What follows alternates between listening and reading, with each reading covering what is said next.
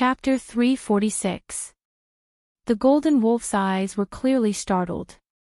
This also allowed Noah to confirm that although the golden wolf Bio did not have the intelligence of a human, it still had enough intelligence. You have now lost the core of your life. Noah smiled. But I can replace the existence of the world fragment and let your life continue to extend. Noah extended his hand towards the golden wolf Bio. So, do you want to follow me? Replace the world fragment with himself.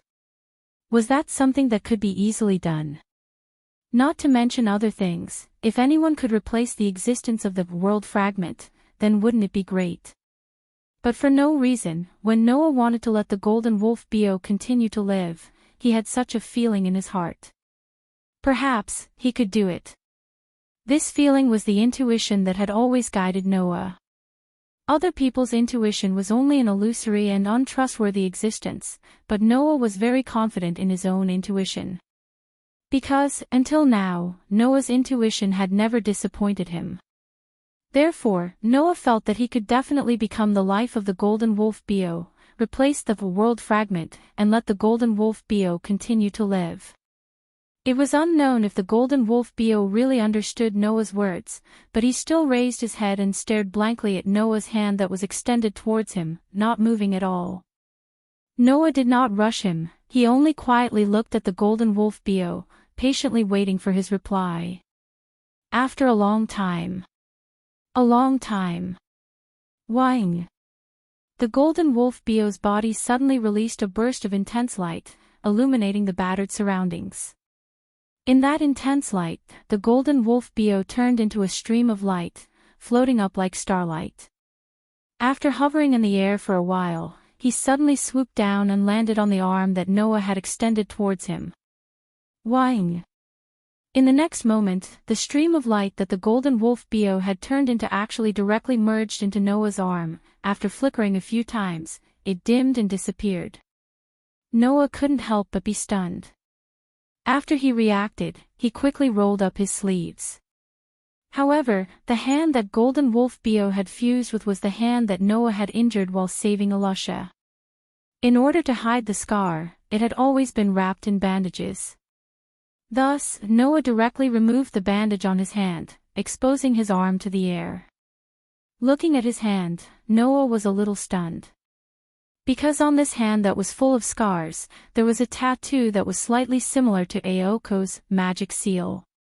However, the tattoo on Noah's hand was not blue like Aoko's. Instead, it was a brilliant gold. There was also a faint trace of a wolf's head howling at the moon. Whing. The resplendent tattoo flashed with brilliance, illuminating Noah's cheeks. Noah could feel that this tattoo was agitating as if it had a life of its own, and it was becoming more and more intense. Extending his other hand, he lightly brushed the golden lines on his arm that was full of scars. Feeling the heart-like agitation of life inside, Noah couldn't help but smile. From today onwards, we are a community of life. You live because of me, and I will also give my life to you. I hope that our time together will be forever. Whing. On his arm, the golden lines suddenly burst with a brilliant light, as if responding to Noah's vow. Faintly, Noah could even see a sacred golden wolf letting out a resounding howl at him. At that moment, Noah lightly brushed the golden lines, as if he was comforting something. Then, he grabbed the bandage and once again wrapped the hand that was full of scars and lines. Raising his head and looking in the direction of the mountain top, Noah leaped up, his body turning into a stream of light as he flew away. When Noah once again appeared on the mountain top, the scene that appeared in front of him made Noah's heart tighten involuntarily. The ground had collapsed even more thoroughly than when Noah had first left. On the ground that was full of rubble, there were 3 figures lying there. Impressively, they were Aoko Aochi, Yuzhu, and Aoko Aochi Ching. Except for Aoko Aochi Ching, who was leaning against a tree trunk, Aoko Aochi and Yuzhu were directly lying on the ground. Moreover, the 3 of them were covered with bloodstains, and their injuries looked quite serious. Could it be that Aoko Aochi, after seeing that she couldn't win, wanted to perish together with Aoko Aochi, and fought with Aoko Aochi-Ching? But that couldn't be right. Undoubtedly, Noah had left Avalon here before he lured the Golden Wolf Bio away. Moreover, Avalon still had plenty of magical power. Even if Aoko Aochi and Yuju were fatally injured every second, they could still be healed for 3 minutes. How could they still be injured? Aoko Aochi. Yuju. With a lot of doubts, Noah came to the side of Aoko Aochi and Yuju who were lying on the ground. After checking on them, he let out a sigh of relief. Although they were seriously injured, it wasn't fatal. Aoko Aochi and Yuju had only fainted, and the worst situation didn't happen. Cough cough cough. At this time, not far ahead, weak coughing sounds entered Noah's ears. Noah raised his head and looked at Aoko Aochi who was leaning against a tree on the ground. Looking at her abnormally pale appearance, blood at the corner of her mouth, and weak appearance that was constantly coughing, he narrowed his eyes, slowly stood up, and walked towards Aoko Aochi's direction. Aoko Aochi seemed to have heard the footsteps. She raised her head with difficulty and looked at Noah who was in front of her. She wasn't surprised, nor was she afraid. Instead, she revealed an empty smile. Looks like Bio lost. Noah didn't say anything. He just quietly looked at Aoko Aochi without saying a word. Although I don't know what you did to Bio, but my contract with Bio has been severed. What a pity. That child's performance is higher than a dragon. I thought I could rely on him to dominate the entire magic world. Aoko Aochi looked as if she needed a lot of strength to even raise her eyes. She looked at Noah with difficulty. As you can see, both of us are injured. But as my trump card, the werewolf has already lost to you. You can take my life. Hearing this, Noah's face was emotionless. He just casually said such a sentence. Is that all you want to say? How is that possible? I have a lot of things to complain about. Aoko Aochi smiled, but the blood on the corner of her mouth and her pale face made her look extremely miserable. In the end, I didn't even see the magic of the Aoko family. Sure enough, I don't have any fate with magic. After saying such a sentence, Aoko Aochi closed her eyes and revealed a defenseless posture. She looked like she had already accepted her death sentence. You really love Aoko. This was the last sentence Aoko Aochi said to Noah. Such a sentence without rhyme or reason proved that Noah's heart was easily seen through by Aoko Aochi. This was because Aoko Aochi felt the determination in Noah's body. The determination to kill her. That was why Aoko Aochi said such a sentence. And the reason why Noah wanted to kill Aoko Aochi was quite simple. In this cruel magic world, Aoko Aochi and Aoko Aochi were destined to not get along peacefully. It was more likely that they would continue to kill each other until only one of them was left. If the one who survived was Aoko Aochi, killing her own sister would definitely lead Aoko Aochi to an ideal magician's path that Noah absolutely didn't want to see. In that case, he would be the one to kill Aoko Aochi. This was the reason why Noah wanted to kill her.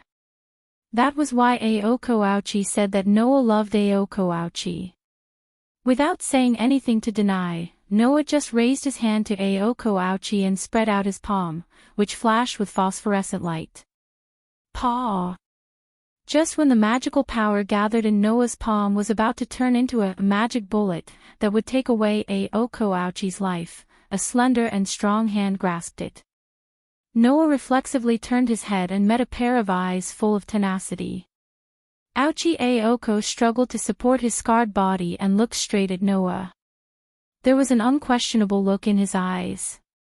This is what I want to do. After saying that, Aoko Aochi seemed to have completed her final task. Her vision blurred and her body softened, falling into Noah's chest. Noah reached out and hugged Aoko Aochi's plump body, not saying anything for a long time. Chapter 347.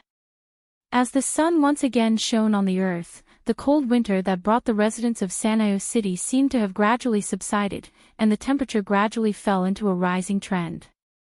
Presumably, not long after, the cold winter of Sanyo City would become a thing of the past, and when it came to this small town in the countryside again, it would be a matter of the next season. In the elegant manner, in the living room, Noah slid his fingers in the air and wrote an extremely precise and mysterious rune. Then, with a flick of his finger, the rune that was flickering with a faint light trembled all over, and like a flying star, it suddenly flew out. In just the blink of an eye, the precise and mysterious rune swept straight to the forehead of Shizuki Kusajuro, who was standing in the middle of the living room with a blank face, and directly imprinted on it. The trembling sound, the precise and mysterious rune little by little disappeared into the forehead of Shizuki Kusajuro, and drilled into the interior of his brain. Shizuki Kusajuro seemed to feel something, and showed a surprised expression, but after a while, the expression on his face froze, and the spirit in his pair of eyes began to laze. In this short second, in a place that others couldn't see, Shizuki Kusajuro's mind had undergone earth-shaking changes. First of all, from the moment Shizuki Kusajuro was born until this second, all of his memories seemed to materialize, and emerged one by one. Immediately, in these images, some of the fragments that were recently imprinted in this brain region broke without warning, and turned into little stars, and were absorbed by a rune in the center of the mind, and disappeared. The images that were absorbed by the rune were all the various things related to the magic world that Shizuki Kusajuro had encountered during this period of time. These images were all unreservedly absorbed by the rune in the center of the brain region, and were removed from Shizuki Kusajuro's mind. When the rune disappeared, these fragments of memories that were absorbed would also completely disappear, and Shizuki Kusajuro would no longer remember the various incredible things that he had encountered, and would return to the world of only ordinary people. Under such circumstances, Shizuki Kusajuro's lax eyes finally closed tightly, and his body went soft, and he collapsed to the ground. On the side, Aoko and Yuju had been quietly watching from the side. After Shizuka Kusanagi fell, their eyes were cast on Shizuka Kusanagi. After a short while, Aoko Aozaki spoke in a deep voice. "There shouldn't be a problem now, right?" "Probably." Noah looked down at Shizuka Kusanagi, who was sleeping peacefully as if he had fallen asleep, and sighed. At the very least, all his memories related to the magic world have been erased. When he wakes up again, Aochi and I will only be his ordinary classmates. As for Yuju, he shouldn't have any impression of her at all, right? Upon hearing this, Aoko nodded and stopped talking. Yuju's expression relaxed, as if she was extremely satisfied that Shizuka Kusakajuro no longer remembered her. "Then hurry up and get him out." Hearing Yuju's words, Noah shrugged. He raised one of his hands and rolled up his sleeves, exposing the bandages on his arm to the air. A bright golden light bloomed from the bandages on his arm. Through the bandages, it reflected a precise pattern like a wolf's head howling at the moon. Roar! As if it came from ancient times, the entire living room was filled with echoes of the howl. Accompanied by such a roar, a wolf seemed to have been drawn in the dazzling golden light. Starting from the silhouette, it was slowly carved out. In the end, it turned into a sacred and mighty golden wolf. With a crouch, it landed on the ground. Woo! The golden wolf came to Noah's side as soon as it appeared. It very docilely stretched out its head and rubbed against Noah's thigh. It was completely different from its previous violent and ferocious appearance. Noah touched the golden wolf's furry head and smiled. "Bio, send this person to the church. They will know what to do." The golden wolf Bio let out a low groan as if he had received the order. He leaped up and bit the collar of Shizuka Kusajikuro, who was lying on the ground. It was as if he was biting a piece of meat and not a person. With an extremely light flash, he brought Shizuka Kusajikuro and disappeared without a trace. Looking at the golden wolf Bio's gradually disappearing figure, even Yuju couldn't help but cast a suspicious gaze on Noah. Did you really tame that golden wolf and turn it into your familiar? It was no wonder that Yuzhu was suspicious. After all, it was a fantasy breed that only existed in fantasy and legends. It was also a variant, but in terms of strength, it had already surpassed the category of fantasy beast and reached the level of mythical beast. Not to mention such a special and powerful fantasy breed variant, even an ordinary fantasy breed couldn't be tamed by humans. Previously, Aozaki Orange was able to make the golden wolf Bio her familiar, which was equivalent to doing something unprecedented. Now, in the blink of an eye, this variant golden wolf had become Noah's familiar. Yuzhu couldn't help but be suspicious. Calling it a familiar is actually a bit wrong. Noah scratched his cheek. After all, I didn't split my magical power to sign a contract with Bio. Although Bio is my familiar, in terms of status, it's still a bit different, right? Then are you still keeping it? Aozaki Aoko's expression was a bit serious as she asked. Although it's a fantasy breed, and a variant at that, it's extremely precious. You can't be careless and be betrayed by it like Orange. You can rest assured about this. Noah looked in the direction that Bio left and the corner of his mouth slowly rose. There's no way that Bio will betray me. Noah was family, so he knew that the golden wolf Bio wouldn't betray him. Not to mention anything else, just the fact that the golden wolf Bio and Noah were living as one meant that it was impossible for the golden wolf Bio to betray Noah. This was because once it left Noah, the golden wolf Bio would definitely die. Moreover, even if the golden wolf Bio wanted to disregard the consequences of its life and choose to leave Noah, it wouldn't be able to do it. Now, the golden wolf Bio had already integrated into Noah's body with Noah as the core. Don't forget that Noah had 3 major constitutions, one of which was that it could absorb all the power that integrated into his body. Under such circumstances, when the golden wolf Bio integrated into Noah's body, it was completely absorbed by Noah's body and became one of Noah's powers. Therefore, rather than saying that the golden wolf Bio was Noah's familiar, it was better to say that it was Noah's doppelganger. Even its soul was engraved with the concept of Noah as the master, which was equivalent to a part of Noah's body. It was impossible for it to have any thoughts of betraying Noah. This was also the reason why the golden wolf Bio was so docile towards Noah. Otherwise, even if it had integrated into Noah's body, with the golden wolf Bio's pride as a fantasy breed, it would still be impossible for it to be as docile as a pet. In other words, Noah had obtained a doppelganger that listened to his every word and whose strength was not below his own. It was a great bargain. Of course, perhaps it was the so-called, where there is gain, there is loss, but Noah had also lost another important guardian after obtaining the golden wolf Bio. It's been 3 days since then. Yuzhu frowned and asked. You still haven't found Avalon? When this matter was mentioned, Noah's face was filled with helplessness. No, after that, I went to the scene several times, and even searched the bottom of the mountain, but I still couldn't find Avalon. Yes. Avalon was lost. This was also the reason why Aoko and Yuzhu had been injured in the battle with Aoko that day. It was also the main reason why Noah had delayed the matter of erasing Shizuka Kusuhiro's memory until now in order to heal Aoko and Yuzhu. According to Aoko and Yuzhu, originally, Avalon had always been there.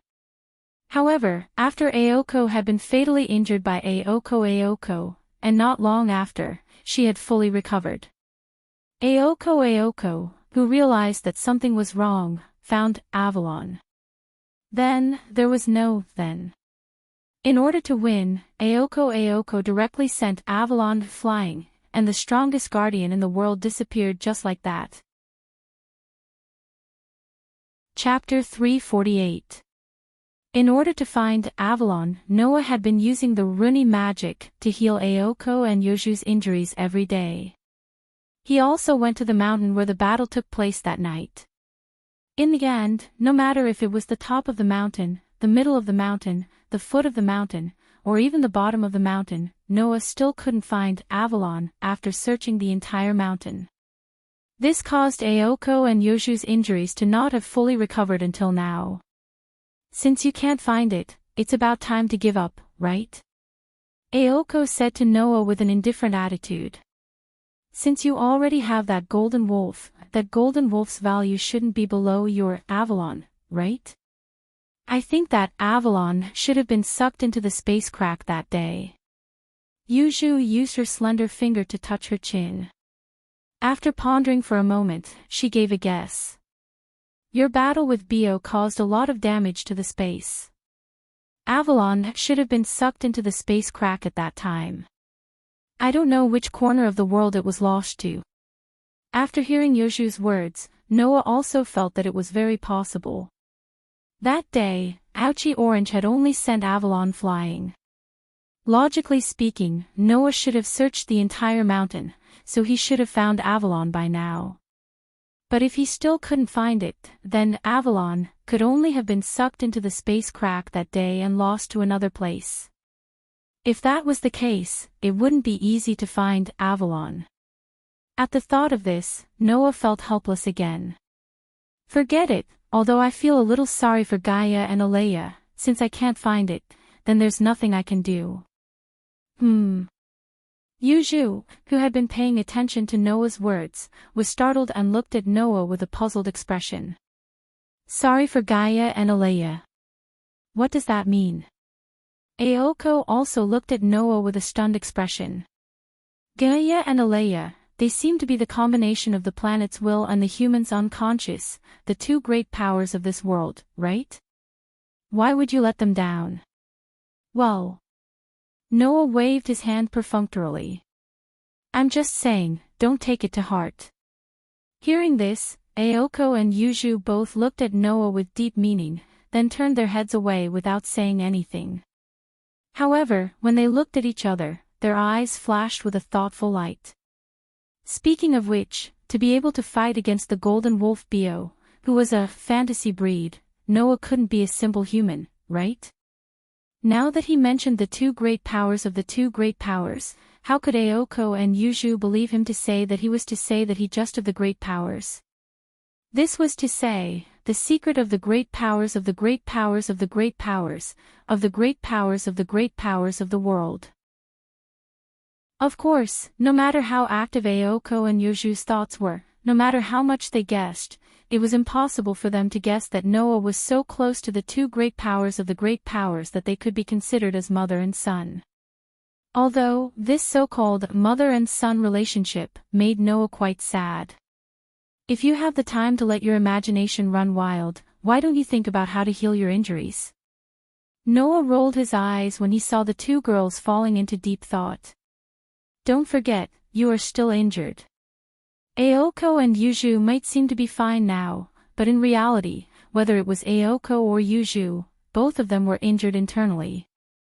Aoko Aozaki, in order to defeat Aozaki Orange, forced her magic circuit into an overloaded state. Now, it wouldn't be an exaggeration to say that the inside of her magic circuit was in tatters. Even if it didn't affect her normal life, she couldn't produce a single bit of magic power.Yoju's injuries were relatively small, but in order to defeat Aoko, Yuju sacrificed a lot of her tamed demons, and now her strength was greatly reduced. Knowing that Aoko and Yuju paid such a big price to defeat Aoko, Noah was very surprised. Was Aoko really that strong? In order to sign a contract with Bio, Aoko should have divided a lot of her magic power, and her strength should have decreased a lot. In such a case, could the original successor of the Aoko family still have the ability to seriously injure Aoko and Yuju? Aoko was an apprentice magician, but Yuju's ability was one of the top magicians, and her tamed demons were so strong that ordinary magicians could not compare to her. In addition, there was also a mobile battery that was good at destruction on the side. Such an opponent, how could Aoko fight? It's mainly because Ching is too familiar with Yuju's and my magic tricks. She even set up a trap for us in advance, eliminating all of our traps and replacing them with her runi. Many of Yuju's tamed demons are greatly restrained. Aoko was a little unwilling to admit defeat when she mentioned this. Moreover, my sister also prepared a lot of trump cards. Not only did she have the newly made magic eye, she also extravagantly took the magic seal from other magicians and used it. If it was not for your scabbard, Yuju and I might not have been able to exchange for the result of both sides being injured. Aoko is indeed a very difficult opponent. Yuju glanced at Noah. I heard that you let Aoko go in the end, is that right? Noah smiled slightly and did not answer, but that expression was equivalent to admitting it. Seeing Noah's silent admission, whether it was Aoko Aozaki or Yuju, their expressions relaxed for a moment. It seemed that these two girls were not only not regretful that Aoko was able to survive, but were also very satisfied. Obviously, although they did not say it out loud, they had already accepted their fate. But for Aoko and Yuju, they still had a trace of affection. I believe that in the future, the special bond and fate between Aoko, and Yuji will still unfold between the three of them, right? But that did not have much to do with Noah. Although it's a bit of a pity that Avalon is gone, I've found what I was looking for here, and I've accomplished my goal, Noah suddenly said. It is time to leave. When this sentence echoed in the living room of the mansion, Aoko, who was about to reach out for the cup filled with black tea, froze. Yuju also suddenly raised her head and could not help but look in Noah's direction. The atmosphere, which had been somewhat relaxed until now, suddenly became oppressive. It was not until this moment that Aoko and Yuju remembered. Noah's purpose in coming to Sano City was to find something on Golden Wolf Bio. Now, Golden Wolf Bio had become Noah's familiar. Of course, Noah should have also found what he was looking for, and there was no reason for him to continue staying here. Yes. Noah, it is time to leave. Aoko and Yuju understood this, but they could not explain what they were feeling now. They only knew that their emotions had become very complicated in an instant, very complicated. However, Aoko and Yuju were not the kind of people who would be pretentious or give in to their emotions. Is that so? The stiffness in Aoko's body slowly disappeared. She continued to reach out, picked up the teacup, took a sip, and asked as if nothing had happened. When do you plan to leave? After your injuries have healed. Noah also did not have the intention to be pretentious. His answer was very straightforward, which made him look a little cold, but the words that came out of his mouth dispelled this feeling. Before your injuries have healed, I can't leave in peace. Aoko nodded and did not speak anymore. On the other hand, Yuju's eyes, which were like black holes without any impurities and emotions, moved to Noah's body and stared at Noah without letting go. It was as if she wanted to remember Noah's appearance. She silently stared at him. Noah could only remain silent in response to Yuju's behavior. Because, even he could not read Yuju's feelings from her eyes, which had always been emotionless. At this moment, Noah could only pretend that he did not know and turned his head away. Therefore, Noah naturally did not notice. On the side, Aoko also kept staring at him. Chapter 349. It was nighttime. In the sound of Jing Yi's footsteps, Noah slowly walked down the stairs and came to the lobby of the building. This was Noah's favorite place. There was no other reason other than the fact that there was a glass skylight at the top of the ceiling. Regardless of whether it was morning or night, the sunlight or moonlight would shine through the skylight into the hall, giving people a sense of beauty and enjoyment.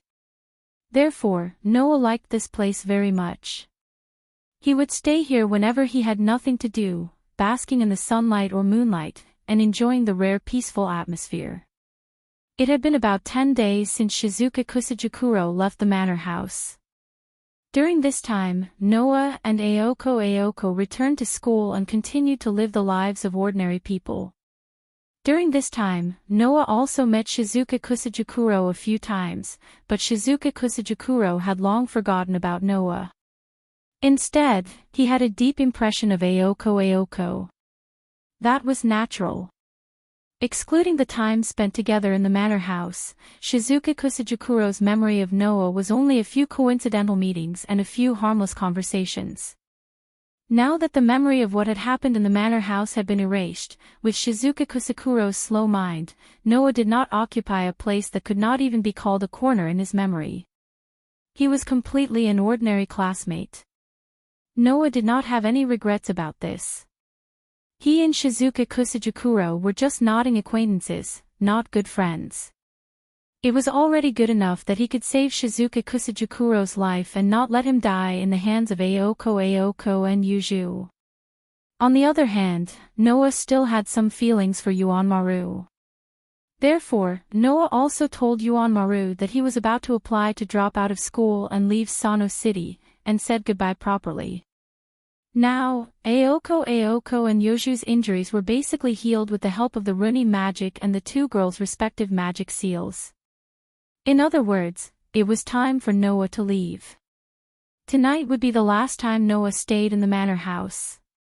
Under such circumstances, Noah's first thought was to go to the hall of the manor house and enjoy the gentle moonlight for the last time. To Noah's surprise, when he came downstairs, there was already someone in the hall on the first floor. Just as Noah expected, the gentle and beautiful moonlight shone through the skylight like a beautiful snow scene, illuminating the entire hall of the manor house. Bathed in the moonlight, the pitch-black girl, who was so beautiful that it made one think of dolls and dolls, was sitting on the ground in a relaxed posture. She leaned against the stove, as if she had completely lost all signs of life and was sleeping quietly. The beautiful scene was exactly the same as the scene Noah saw when he first came to live in the manor house. It was just that compared to that time, Noah and Yuju were no longer living together purely for the sake of interests. This made Yoju's eyes, Yoju's Yuju. Back then, Noah's relationship with Yuju was not only not friendly, it could even be considered bad. The first time he saw Yuju sleeping in the hall, Noah didn't choose to wake her up. This time, Noah also didn't think of waking Yuju up, but he didn't turn a blind eye to it either. Turning around, Noah walked up the stairs and returned to the second floor. He walked in the direction of his room, and when he appeared again, there was a quilt in his hand. Rustle, with the sound of cloth rubbing against each other, Noah covered the sleeping Yuju with his own quilt. Looking at Yoju's beautiful face, he couldn't help but reach out and stroke the bangs in front of Yoju's forehead. When they first met, Noah thought Yuju was a pure magician who lacked emotions and was even completely cold-blooded. However, after spending more than a month together, Noah finally got to know the real Yuju. The indifference and ruthlessness on the surface was just a girl's decoration. It was the pure-blooded witch's bloodline that caused mischief. In fact, Yuju was not only a person who was easily annoyed, but also fussed over some small matters from time to time, and even lost her temper over it. While it seemed that Yuju lacked emotions, in fact, Yuju's inner feelings were richer than anyone else's. She didn't say it on the surface, but Noah could see that Yuju really valued Ayoko. She also had feelings for Ayoko, whom she had spent more than 10 years with. Yuju would always use the principles of a magician to demand herself. In fact, it was only because she didn't want to waste the talent and legacy left by her mother. This was Yuju of Juyuji. A person who seemed to have no emotions, but was actually very sensitive to emotions. Wasn't such a girl worthy of other people's love and pity? After Noah covered Yuju with a quilt and smoothed the bangs in front of her forehead, footsteps sounded behind Noah. Hearing the footsteps, Noah didn't need to guess or use his sensing ability to detect the aura of the person. He could tell who it was. "Are you still not sleeping?" Hearing Noah's greeting without turning his head, Aoko's footsteps paused, but then she recovered and came behind Noah. Looking at the quilt on Yuju's body, she curled her lips. You really don't know how to learn. Aoko was naturally referring to the first time Noah saw Yuju sleeping here.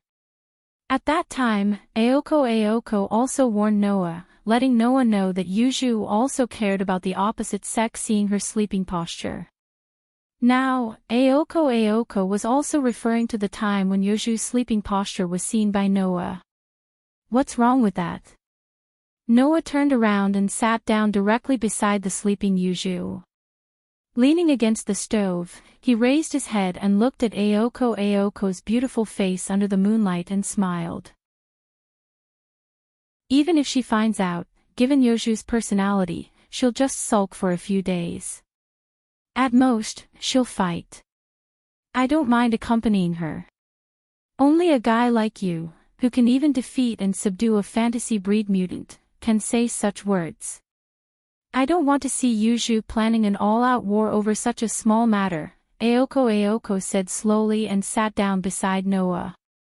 A man and two women leaned against the stove that didn't work at all.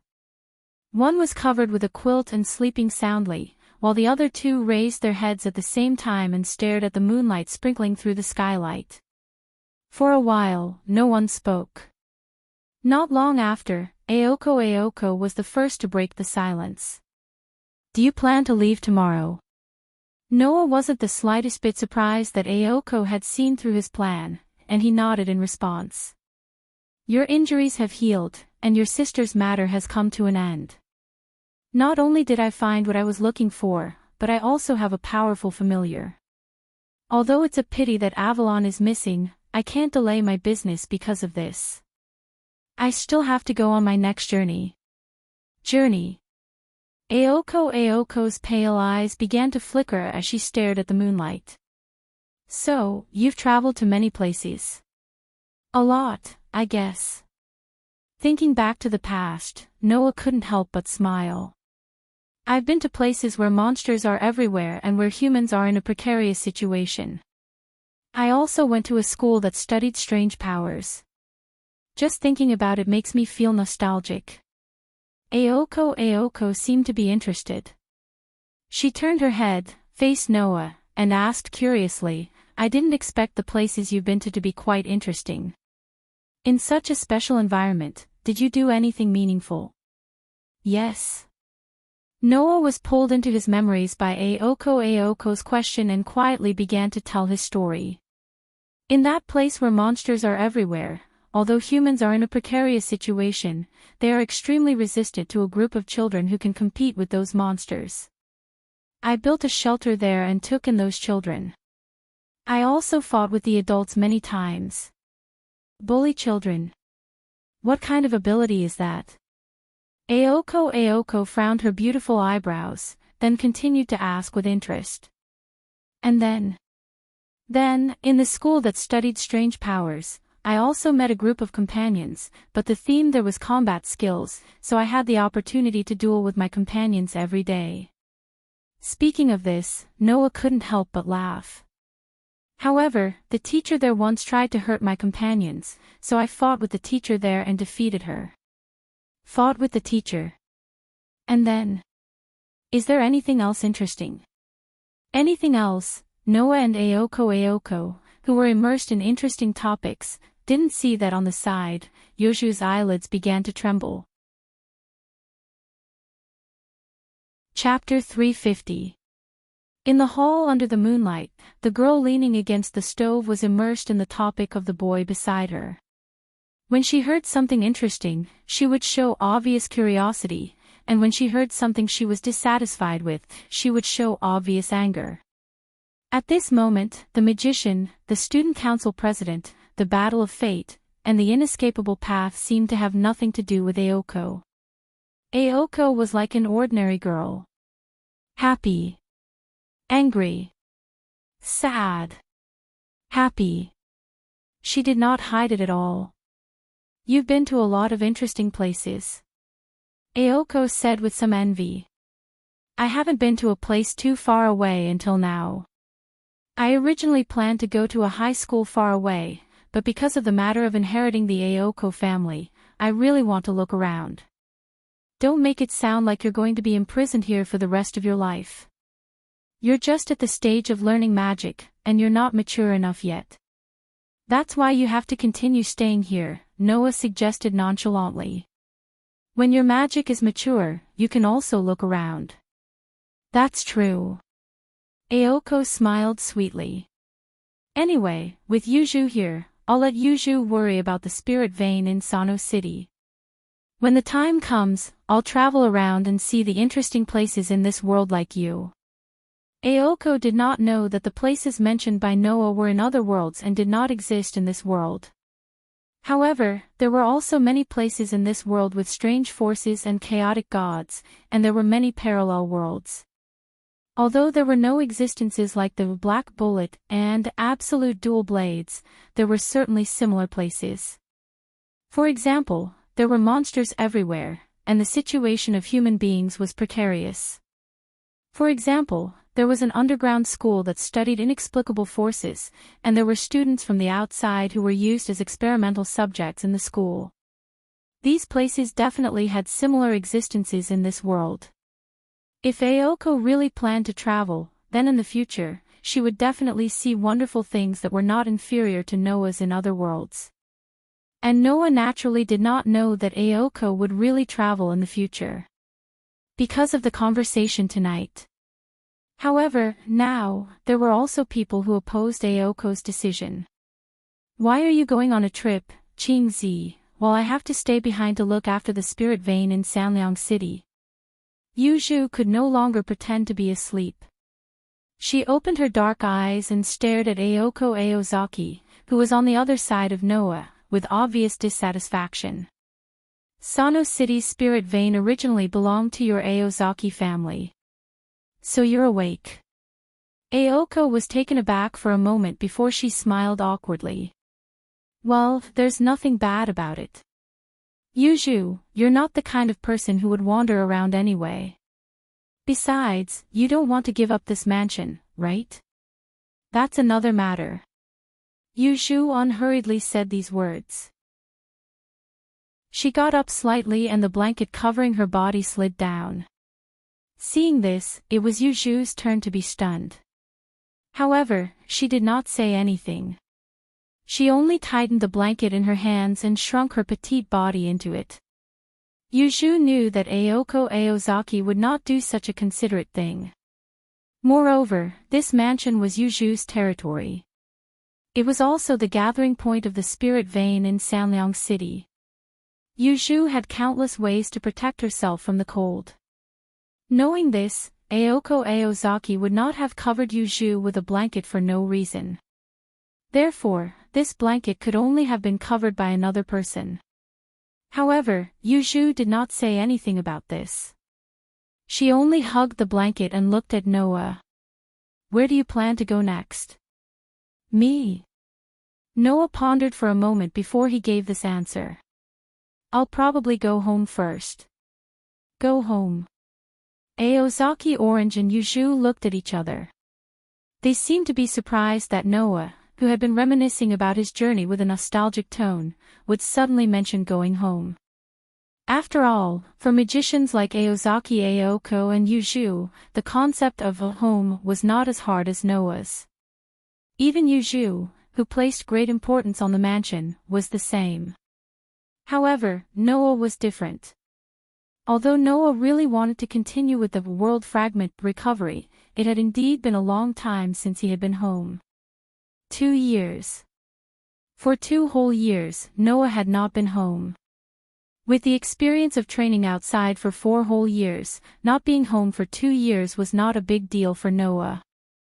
However, the fateful duel between Aozaki Aoko and Aozaki Orange made Noah miss home. Therefore, this time, Noah wanted to go home and see his lovely family. Oh, right. Noah suddenly remembered something. How about we take a picture together? Take a picture. Aozaki Aoko and Yuju were stunned again. Ignoring Aozaki Aoko and Yuju, Noah took out a mobile phone from his pocket. What's this? Aozaki Aoko looked at the mobile phone in Noah's hand and asked in confusion. Could it be some kind of noble artifact? This is not a noble artifact, Noah said helplessly. It's just an ordinary mobile phone. Mobile phone. Aozaki Aoko was surprised. This is a mobile phone. Not to mention Aozaki Aoko, even Yuju was a little surprised. It was not that Aozaki Aoko and Yuju had never seen a mobile phone before, but the mobile phone in Noah's hand was a little beyond their understanding. Not only did it have no buttons, but the entire surface was also a screen. For this small town in the countryside where mobile phones and the internet had not really begun to develop, this type of mobile phone had not been born yet.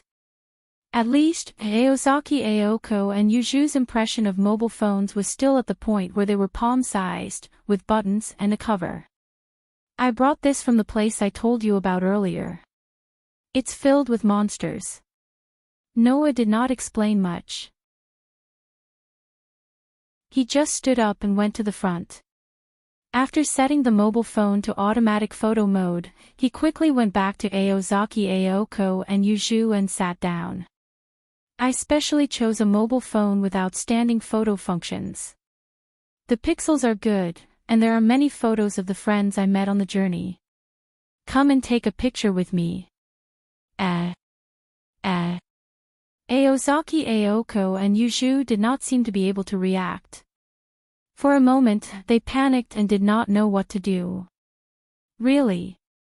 Noah smiled bitterly, reached out his hand, and directly put it around Aozaki Aoko and Yuju's neck, and pulled the two girls over. The three heads suddenly leaned together. Kacha dash. In the next second, the sound of the flash and the shutter was heard at the same time. On the screen of the mobile phone, the scene of the smiling Noah, the slightly angry Aozaki Aoko, and the slightly panicked Yuju intimately leaning together was forever fixed on the screen. The next day, Noah did not say goodbye to Aozaki Aoko and Yuju, and directly left the manor house. Aozaki Aoko and Yuju did not come to see Noah off. They just stood by the windows of their rooms and watched Noah leave. When Noah returned to Between the Worlds, two young voices vaguely echoed in his heart. The content was like this. May you always be safe. The sun was setting in the west, and the sky was dark. It was going to be night soon. On the road outside a park, a clear voice rang out. Hurry up. If you don't go back, you'll be scolded. Got it. The person who responded to the voice outside the park was a cute little girl with black hair who was still in the park. The little girl was about to run outside, but in the next moment, she inadvertently caught a glimpse of a golden light and stopped in her tracks.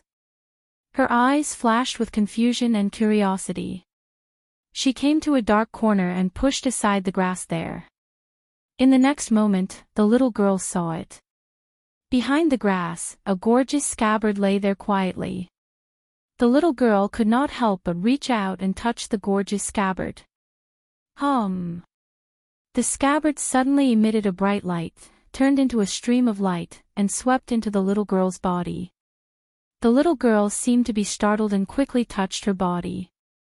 At this time, the clear voice called out again.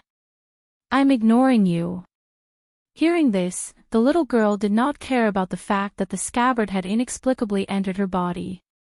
She hurriedly got up and ran outside. Under the setting sun, the two black-haired little girls chased each other, laughing and playing on the road while trotting into the distance. After a while, they disappeared into the horizon. If Noah was here, he would be very surprised to find out. The scabbard not only disappeared into another space, but also coincidentally arrived at another time. Chapter 351. Coo coo coo coo coo coo. This was the cry of a seagull.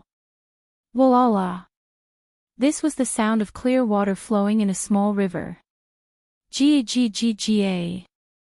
This was the strange roar of an unknown beast hidden in the lush forest. Who? This was the whistling sound of the sea breeze that came from the boundless ocean, bringing with it a sense of nostalgia. In this boundless ocean, in an unknown corner, there seemed to be two islands, one big and one small, overlapping each other. This strange island exuded a tranquil aura for 10 years, giving people the feeling of a paradise. Against the whistling sea breeze, the hem of his coat fluttering, Noah stood on the edge of Heavenly Wolf Island, looking at the endless ocean, breathing in the familiar air, his dark and deep eyes blooming with an unprecedented feeling of infatuation. I'm back, back. Yes. Back. After 2 years, Noah finally returned to his own world. The familiar magic pervaded Heavenly Wolf Island. The familiar air brought by the sea breeze. Everything in his field of vision was a familiar scene. The heart in his heart that was constantly jumping for joy and excitement for this world. All of this seemed to be welcoming Noah's return, instantly enveloping Noah's whole body, giving Noah a peace of mind that he had not felt in these 2 years. Whether it was in the world of the Dark Bullet, the world of Absolute Dual Blades, or even the world of Night of the Spellcaster, Noah, who had been to these 3 worlds, had never felt as peaceful as he did in this world. Not because of anything else. Only because this world was Noah's cradle, the home where Noah spent a long time, the home where he grew up. And in the 3 worlds that he had been to before, although in the end, Noah had his own place to go, for Noah, those places were ultimately just places to stay on the journey. For Noah, the only real home was in this world. Because, only in this world, Noah did not need to adapt to everything. Only in this world, Noah was truly familiar with everything. As for the other 3 worlds that he had been to before, even though Noah was familiar with them in the end, they were still the same at the beginning, unfamiliar to him. Noah raised his head and looked at a certain direction in the sea. He seemed to be able to see Magnolia, which was far away from his field of vision.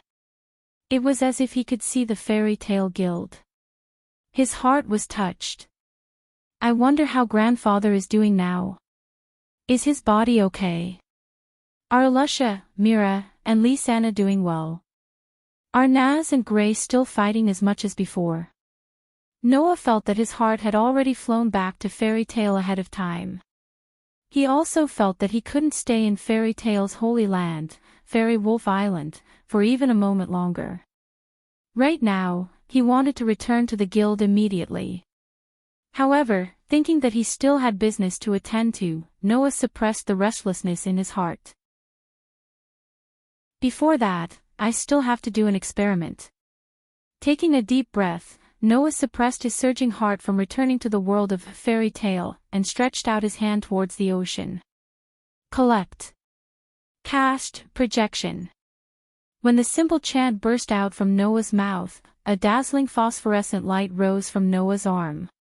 A mysterious and intricate magic square rotated and spread out in front of Noah's open palm towards the ocean. Suddenly, a large amount of magic erupted from it. Bang, bang, bang, bang.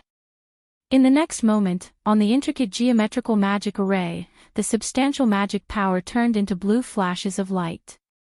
Like cannonballs that carried the force of thousands of kilograms, they shot out explosively amidst the dull sounds of impact. They rubbed against the air, pierced through the sky, and landed on the surface of the sea. Bang, bang, bang, bang. Along with the continuous echoes of the explosion, on the surface of the ocean that was hit by the magic bullet, bursts of waves exploded like water pillars, stirring up countless splashes, scattering in all directions, scaring the seagulls in the air and causing them to flee. But unlike the seagulls that fled in panic, in the forest behind Noah, the monsters that felt the movement and the magic aura began to move in this direction. Ignoring the movements around him, Noah looked at the ocean that was turned upside down by his magic bullet, and couldn't help but breathe a sigh of relief. I thought that after leaving that world, I wouldn't be able to use magic anymore. This worry was not unnecessary. One of the conditions for using magic was to come into contact with the magic base plate, engraved in the world, using one's own magic to activate the magic pattern engraved on the magic base plate. Now, Noah had already left the world of Night of the Magicians and returned to the world of Fairy Tale. And in this world, there was no such thing as a magic base plate.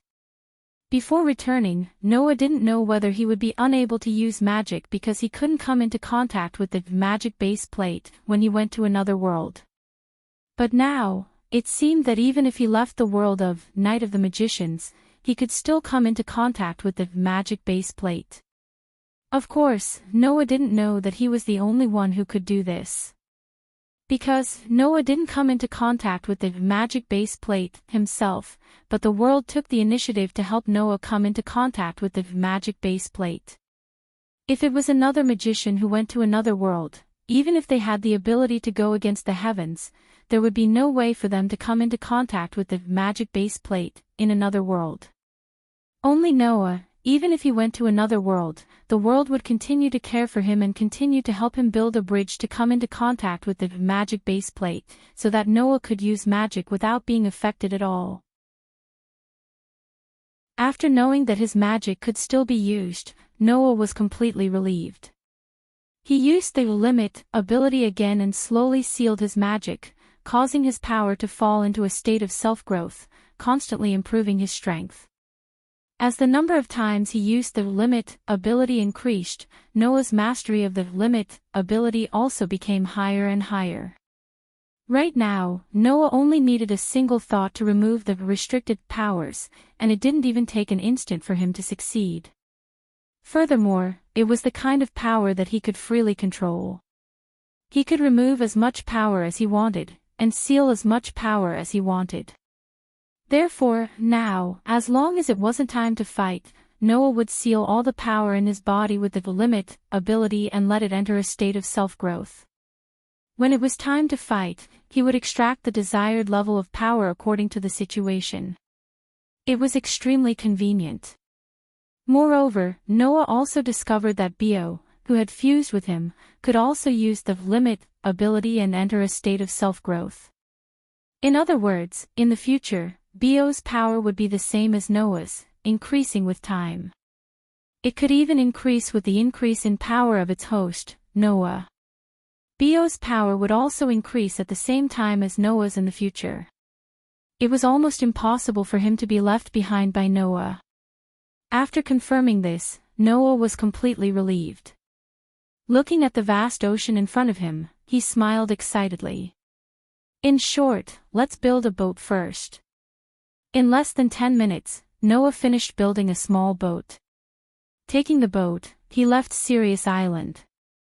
After Noah left Sirius Island, on a tree, a petite figure appeared out of thin air. Her long hair swayed as she looked in the direction of Noah's departure, making a clear voice like a silver bell. See you next time. As soon as he left Sirius Island, Noah found that he had made a mistake. The sea was vast, and Noah didn't know how to get to Magnolia. Noah, who was a little hot-headed because of returning here, finally calmed down. He secretly regretted his carelessness. I won't just float to another continent like this, right? This thought, after floating aimlessly for a whole hour, made Noah even more uneasy. I have to think of a way. Fortunately, the world favored Noah. Just as Noah was about to find another way, a ship appeared in Noah's vision. No. To be more precise, it should be a pirate ship. Noah's eyes lit up. Chapter 352. Facing the sea breeze, the pirate ship passed directly in front of Noah. Along the way, the waves rolled and almost reached Noah's side. The pirate ship apparently didn't find Noah's existence and drove directly in front of Noah without stopping in the middle. Noah originally wanted to shout, but when his sensing ability extended to the top of the pirate ship, several familiar breaths came from above, which made Noah directly stunned. Then he was a little happy, and some of them didn't know whether to laugh or cry. Is there such a coincidence? Saying such a sentence, Noah had a big smile on his face, his eyes turned, and a plan appeared in his mind. Let's say a little exaggerated greeting. After that, Noah put on the hat that was connected to his coat, covering his nose. Like a gorgeous brilliance gathered under his feet, a vortex-like halo of airflow shrouded the bottom of Noah's feet. Bang! The vortex-like halo of airflow gathered under the bottom of Noah's feet suddenly burst, turning into a substantial impact, and the fragile boat collapsed into pieces. Noah, who used the leap technique, turned into a stream of light, cutting through the sky, like a cannonball soaring into the sky, and flew toward the pirate ship. After a while, he landed on the edge of the pirate ship. Who? The group of pirates who heard the strange sound were shocked, and after they reacted, they all pulled out the weapons they wore and pointed in the direction of Noah. Being pointed at by a group of fierce pirates with weapons, Noah didn't even look at them. Instead, he looked ahead with a flash of light in his eyes. Hey! In the direction of Noah's eyes, a very plump girl with waist-length blonde hair, about 17 or 18 years old, seemed to have noticed the abnormality here and was surprised. What's wrong?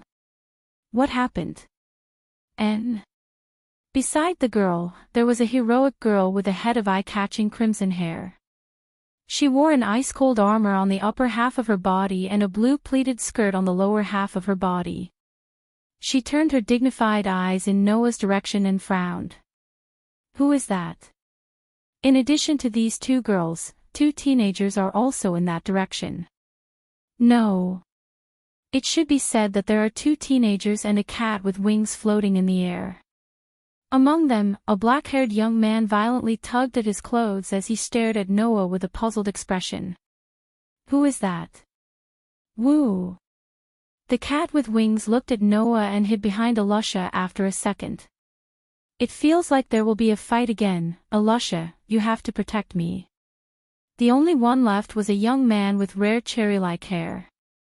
However, this cherry-haired teenager seemed to be seasick at this time. He was lying on the edge of the bed with a pale face. He looked like he wanted to vomit but couldn't, which made the people next to him feel uncomfortable. In addition to the girl with waist-length blonde hair, whether it was the girl in the armor, the 2 teenagers, or even the cat suspended in the air, they were all Noah's acquaintances. They were Alusha, Naz, Gray, and Hubby. After 2 years, except for Hubby's body shape and appearance, Alusha, Naz, and Gray didn't change much, but the aura on their bodies was much stronger than 2 years ago, which told Noah that he wasn't the only one who had grown. It was because he noticed the aura of Alusha and others that Noah behaved like that. Suppressing the excitement in his heart, Noah jumped down from the edge of the ship and slowly walked forward.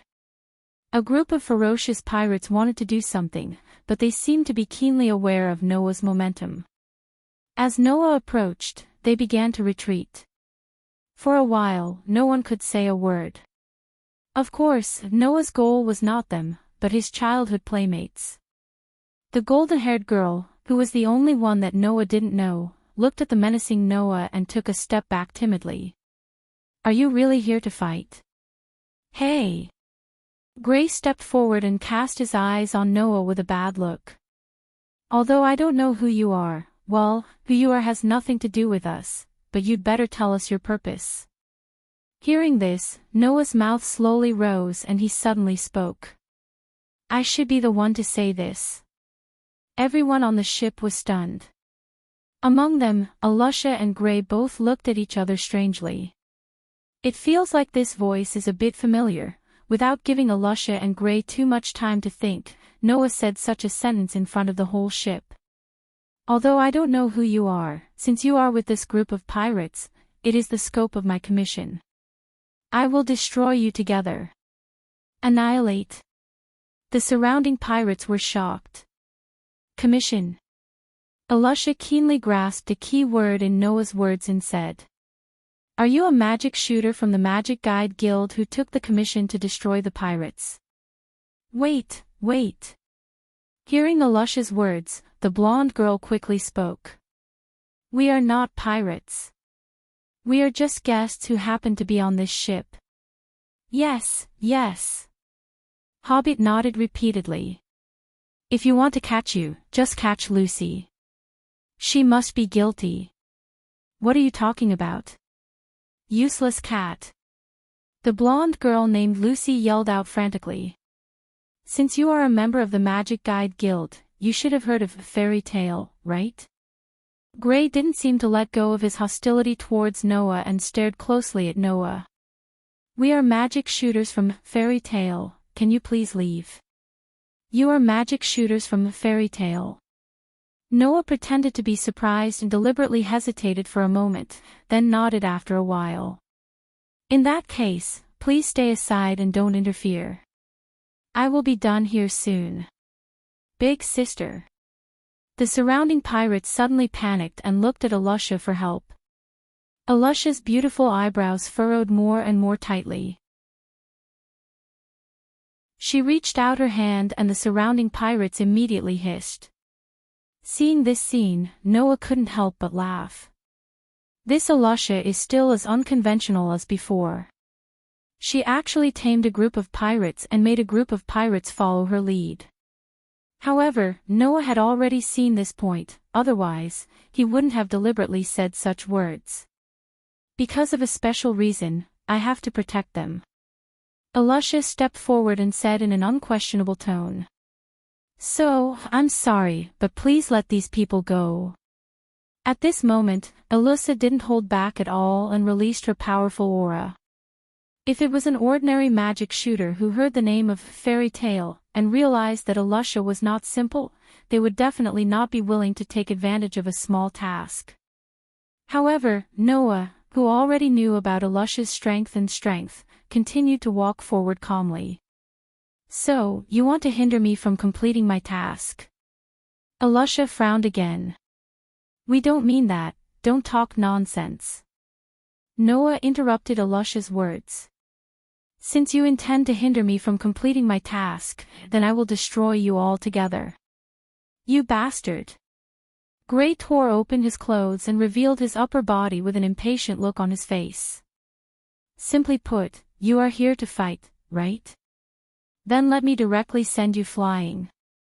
After saying this, Gray fiercely stepped on the deck and rushed out. He clenched his fist and with a sharp wind sound, he fiercely punched in the direction of Noah. Paw dash. Unfortunately, Noah only raised his hand gently to receive Gray's punch, which he was determined to win. With a crisp sound, Noah effortlessly received the punch with his palm. Wadash. Gray's face finally changed. At this moment, Noah pulled Gray's hand and threw him to the deck next to him. Bang dash. Goo dash. Gray, who was on his back, spat out all the air in his chest and almost suffocated. Alusha, Lucy, and Haby turned pale with fright at the same time. Gray was actually restrained in one move. Chapter 353. Even in Fairy Tale, which was now the #1 guild in the Kingdom of Fiori, Gray's strength was at the top. In Fairy Tale, if those S-rank archmages and above were excluded, then Gray was definitely qualified to compete for the position of the strongest archmage in Fairy Tale. In the Fairy Tale Guild, the only people who could match Gray, other than those S-ranked magic shooters, were Naz and a few other people who had a way to deal with him. But now, such a character had been subdued by a high mage from an unknown guild. Not to mention Lucy and Hubby, even Alusha was extremely surprised. Only Naz, who was still seasick, twitched his nose a few times, then his eyes lit up and his face showed excitement. He wanted to say something, but his dizzy head immediately made his body softly fall down, and he couldn't say anything. On the other side, Gray, who was fiercely thrown to the ground by Noah, felt some pain from his back. He looked at Noah who was standing there condescendingly and jumped up. After a few jumps, he pulled away from Noah and stared at the opposite side as if facing a great enemy. Who are you? Me. Noah shrugged. I'm a archmage who came to destroy the pirates. I'm not asking about your identity. Gray said in a deep voice. I'm asking you, what's your name? Name? Noah suddenly looked at Gray playfully. I'll tell you later, after you lose. Is that so? Gray closed his eyes, straightened his body, and slowly raised his hands. A faint white mist quickly circulated around his body, causing the surrounding temperature to drop a little. Seeing this, Noah raised his eyebrows. Ice-shape magic. The so-called shape magic referred to the magic that used magic and gave it a certain shape. At the same time, it was also the magic that took the shape. Among the many magic in this world, shape magic could be said to be a relatively common magic, and it was very free magic. The shape of the magic created by each archmage was different, and it was the magic that could best show the user's personality. It was also a kind of free magic that completely relied on the archmage's own ability. Moreover, there were also various attributes in these modeling spells. The shape magic that Gray used was the ice-shape magic, which was the magic that turned magic into ice and freely gave it the shape of ice. From a young age, Gray began to hone this magic. 10 years had been like a day, and he never neglected it. Noah naturally couldn't not recognize Gray's magic. However, the last time Noah saw Gray's magic, it was a long time ago. Now, Gray's ice-shaped magic seemed to have fully matured, and could even faintly affect the surrounding environment. Obviously, it was much stronger than the last time Noah saw it. Since you don't intend to say, then I won't be polite with you anymore. After a moment of silence, Gray's feet fiercely stomped on the ground, and his figure directly rushed toward Noah, who was close at hand. As he rushed, his hands bent, and cold air emerged from his hands. And the vibration of the air, the white mist-like cold air gathered in Gray's hands. After a while, it turned into 2 huge ice swords, which were tightly grasped by Gray. When he was only half a meter away from Noah, Gray's figure suddenly stopped, and the ice swords in his hands drew a tricky arc, like a bird spreading its wings, directly cutting through Noah's body. Ice magic sword. Feeling the incoming cold light and low temperature, Noah's face carried a smile. He unhurriedly raised his hands, clenched his fists, and pulled them to his waist, then suddenly swung out. Dong! As Noah swung his fist, a gust of wind turned into a huge pushing force, as if an invisible fist flashed through the air. When Gray's face changed, it fell on Gray's body like a heavy hammer. Pang! Gray hurriedly raised the 2 ice swords in his hands, but the 2 ice swords simply exploded under the violent impact. During this period of time, the impact caused Gray to hurriedly retreat more than 10 steps, and then somewhat awkwardly stop his body. Liar! Lucy said in shock. Gray has already used magic, and he still isn't a match. I didn't feel any magic. Alusha's face also became dignified. That wasn't his magic, it was just a simple punch, but that punch was so heavy that it could create a shockwave. So powerful. Which guild has an expert in this kind of physical skill? Never heard of it. Damn it. Gray angrily glared at Noah. One of his hands formed a fist, and supported it with the palm of his other hand. The cold air rapidly condensed, and with an intense low temperature, fiercely smashed on the deck. Ice spring. A huge amount of magic suddenly burst out from Gray's hand that landed on the ground, and flowed below the deck at an astonishing speed. Noah could clearly feel that the magic that burst out from Gray's body was condensing under his feet like lightning. Without the slightest hesitation, Noah suddenly tapped the ground, and quickly retreated. Caw caw caw caw caw. In the next moment, a sound that made one's teeth ache resounded below Noah's original position.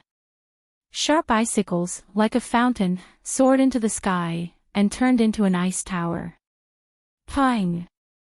Just as the icicles that gushed out like a fountain turned into an ice tower, Noah abruptly stopped his retreat.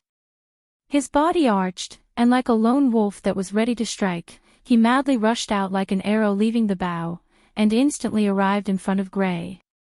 Immediately, Noah very casually threw a punch, and in the midst of the sound of breaking air, it smashed into Gray's abdomen. Pang!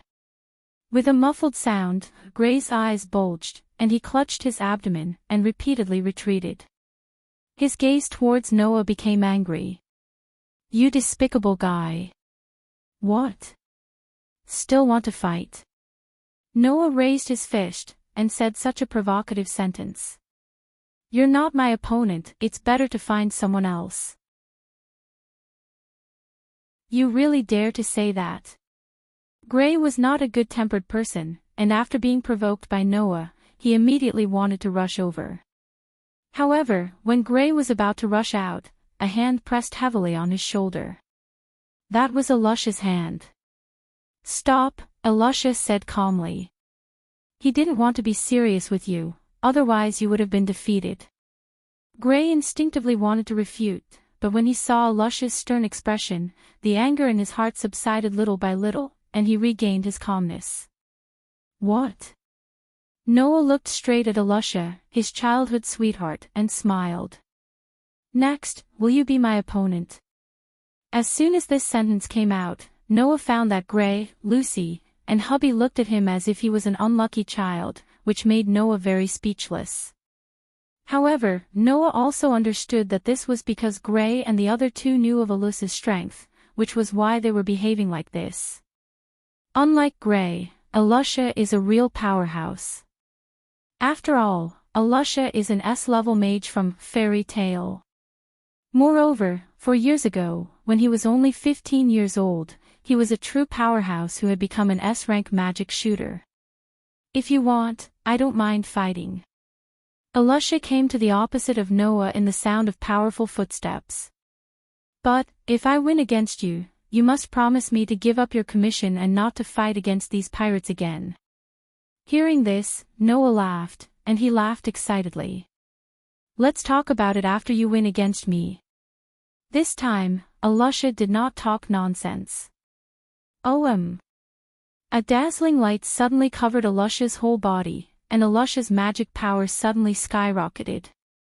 After a moment, the strong light subsided, and a gorgeous armor that seemed to be cast with a piece of steel blade and 2 pairs of steel wings appeared on Alusha's exquisite body. The curvaceous figure was wrapped in tight armor, and only the chest was covered on the upper body, while the lower body was covered by a steel armor battle skirt. Alusha's whole body was full of heroic spirit, and she immediately attracted the attention of everyone around her. Looking at the armor on Alusha's body, Noah's eyes lit up. Because it was a set of magic armor. Chapter 354. The vigorous magic power in his body surged like a river. Alusha slightly raised her eyes, her body slightly paused, and then her foot suddenly tapped the ground. Her body turned into a ray of light, and under the watchful eyes of the crowd, she took the initiative to attack Noah. The distance between the two was only a dozen meters. With Alusha's speed, it would only take a few seconds to close the distance. Thus, Alusha's figure flashed and entered the attack range. 2 knight's swords suddenly appeared in her hands. With a swing of the swords, like a viper coming out of its hole, they brought along a sharp gust of wind as they viciously stabbed towards Noah's chest. Once she made her move, she used all her strength. Looking at the tip of the sword that was constantly enlarging in his pupils, Noah's body tensed up, and his heart roared excitedly. Before he started learning magic, Noah had trained with Alusha through battle after battle. Together with Alusha, he was able to train his sword skills that could be called strength. After a few years, his childhood sweetheart was already an S-rank archmage. She was many times more powerful than before, but still, Noah's memories and sense of familiarity were awakened. Alusha had already become a true powerhouse, and was no longer the child from before. And Noah, compared to before, was dozens or hundreds of times stronger. The two once again met, once again dueled. It made Noah's emotions surge. When the knight's sword that was flickering with cold light was about to reach his chest, he finally made a move. Pang! A dazzling vortex of air condensed under Noah's feet, and then completely exploded. Noah, who had used leap, suddenly retreated, easily dodging Alusha's fierce attack. Ha! Being dodged by Noah, Alusha was not surprised in the slightest. With a move of her hand, 5 knight's swords appeared in front of Alusha in the blink of an eye. Under Alusha's light shout, the swords turned into streaks of cold light, and with a sharp sound of wind breaking, they shot towards Noah like lightning. The 5 knight's swords penetrated the obstruction of the air, and appeared in front of Noah in a flash. Suddenly, they trembled, and suddenly separated, shooting towards 5 parts of Noah's body. The fierce wind brought about by the rapid shooting made Noah slightly narrowed his eyes. So fast! Even Noah was amazed by the speed of the knight's swords, but he was not surprised. Pang! Under his feet, the dazzling vortex of air once again exploded. Following the sound of the explosion, Noah's body turned into a black afterimage. Bending his body, he allowed the 5 knight's swords to brush past his body, shooting behind him. His body, almost touching the ground, flashed forward, and rushed towards Alusha's direction. Whoosh! With both hands on the ground, and both feet containing a fierce force, Noah's feet were like 2 heavy blunt weapons, fiercely smashing towards Alusha. Alusha's face turned cold, and with a twist of her waist, her body suddenly floated into the air, directly flying into the air, and out of Noah's attack range. Whoosh! With the momentum of shaking the air, Noah's feet landed at the position where Alusha was a second ago. And at this moment, without the slightest hesitation, Alusha, who was floating in the air, suddenly shook the knight's sword in her hand. Her body turned into a phantom and swooped down, cutting towards Noah's legs like lightning. Feeling the cold chill approaching his legs, Noah's body once again turned, and with a push of his hand on the ground, he directly flew into the air like a cannonball. One of his feet carried a fierce force, and heavily kicked the armor in front of Alusha's chest. Pang! The sudden attack directly kicked Alusha, who did not have time to react, back quite a distance. Her body, which had just swooped down, was sent flying back into the air. This kick seemed to be merciless.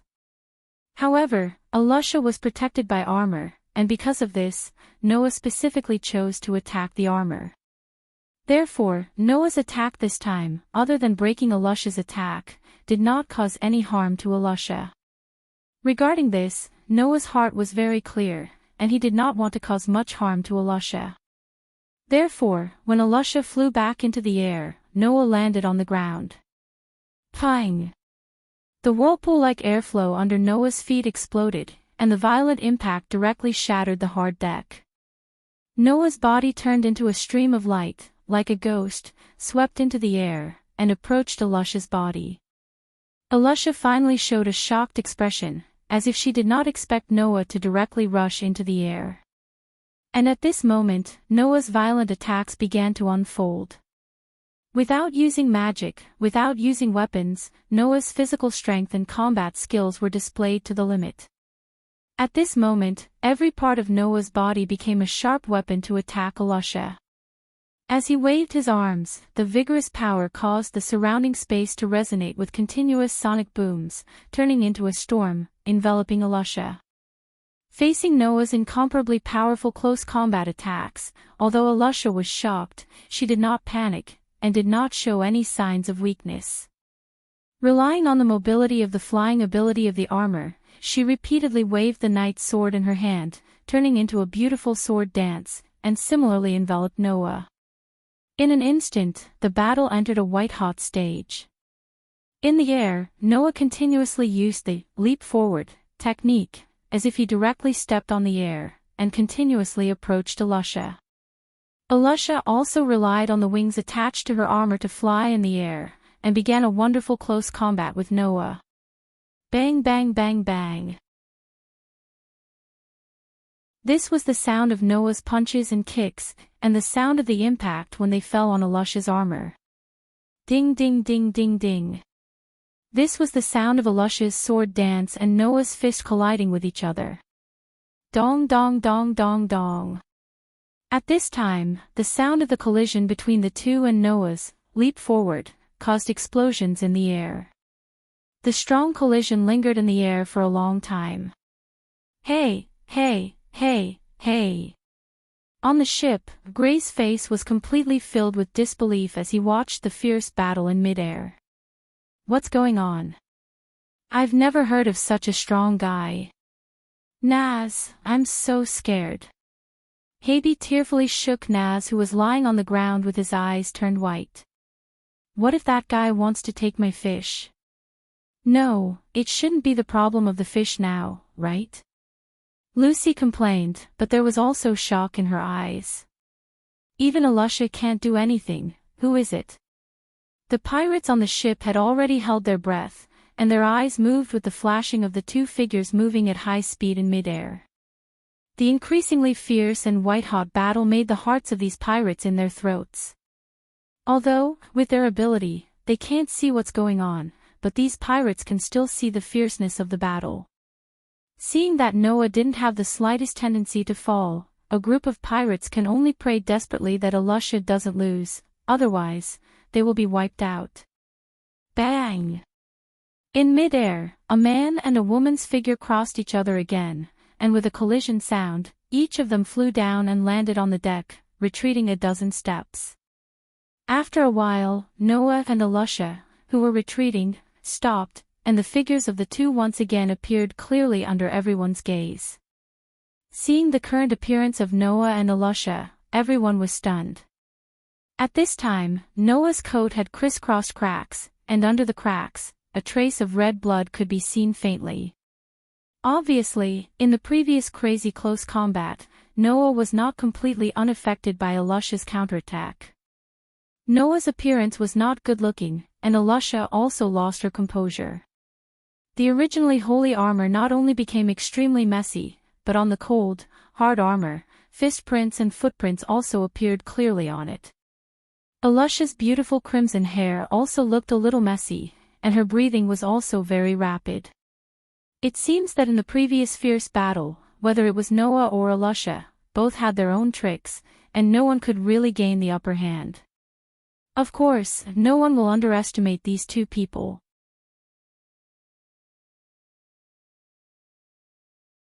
Chapter 355. The entire place suddenly fell silent. Looking at the man and woman confronting each other in the middle of the deck, everyone couldn't help but swallow a mouthful of saliva due to the oppressive and solemn atmosphere. The more timid Lucy and hubby even hugged each other tightly with faces full of nervousness. In the middle of the battlefield, Noah lowered his head and glanced at his tattered coat and clothes as well as his slightly aching body. He couldn't help but let out a wry smile.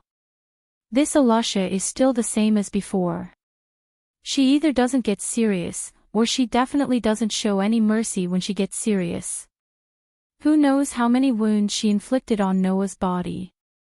Although these injuries were healed in less than a moment under the regenerative ability derived from the strengthening of the protozoan virus, injuries were inevitable in a duel, but if it weren't for the fact that Noah and Elusha didn't have the intention to kill, the two of them definitely wouldn't have ended up like this.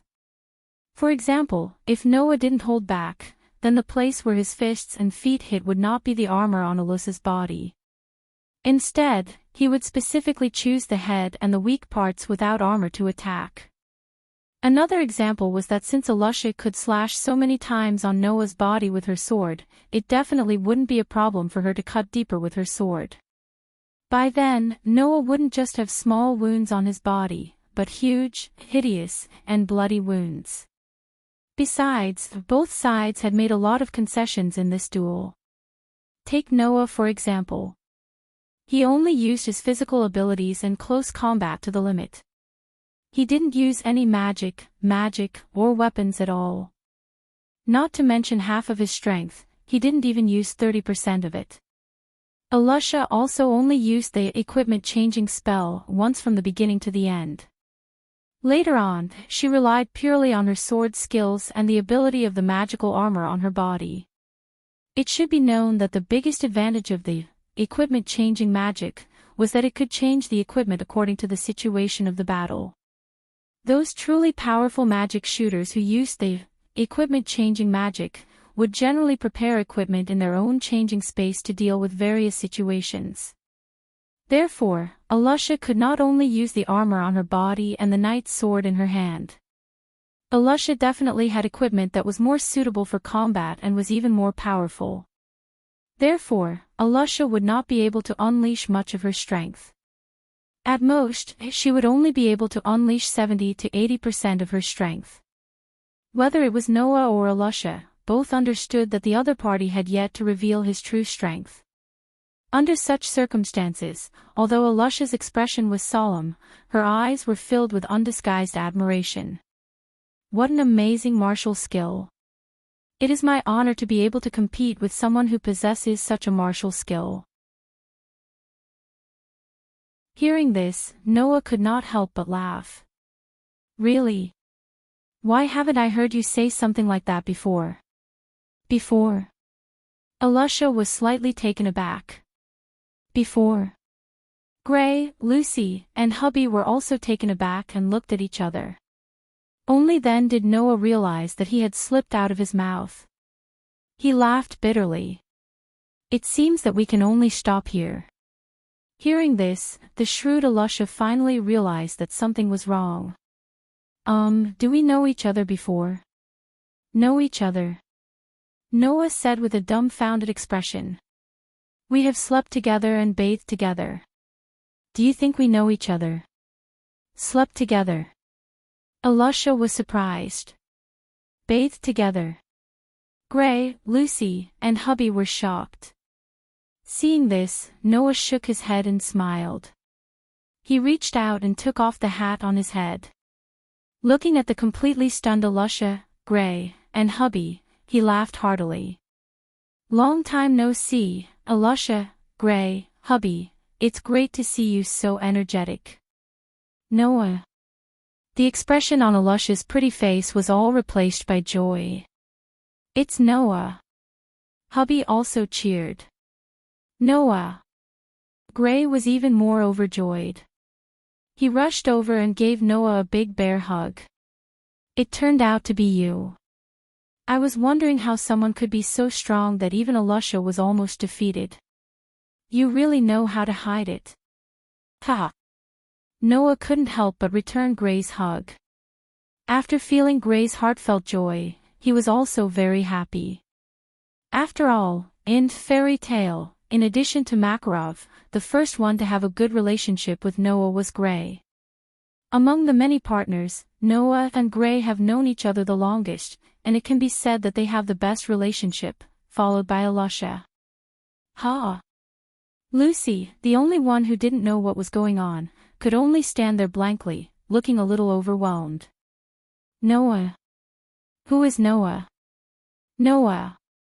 Alusha, who had changed into the original upper body armor and pleated skirt, also came over and looked at Noah with a very rare gentle expression. It's been 2 years, we finally meet again. Sorry. Noah let go of Gray and met Alusha's eyes. But at least I didn't come back after another 4 years. That's not bad, right? You guy. Alusha reached out and gave Noah a hug. You didn't say you were going to come back. If everyone in the guild knew that you were coming back, they should be at the port to greet you. Noah smiled and didn't say anything. He hugged Alusha back, immersed in the joy of reuniting with his childhood playmate. Well, although because of the armor, Alusha was still as hard as before when he hugged her. In the end, only the confused Lucy and a group of pirates were left looking at each other, not knowing what to do. After Noah changed his tattered clothes that were cut by Alusha, a group of fairy tale companions surrounded him. Noah. Yeah. You're back, Naz, who was paralyzed on the ground, struggled to Noah's feet and grabbed his feet. He seemed to want to say something, but soon he almost vomited because of the nausea that surged in his heart. He couldn't muster any strength. "Naz, you should rest well first. We'll talk after we get off the ship." Noah smiled and patted Naz's back, then cast his eyes to Lucy, who looked a little nervous, and asked curiously. "I've been wanting to ask since just now. Who are you?" That, my name is Lucy." Lucy seemed a little nervous. She looked like a junior in school who could only look at her senior from afar. She was very reserved. "I've only recently joined Fairy Tale, please give me some pointers."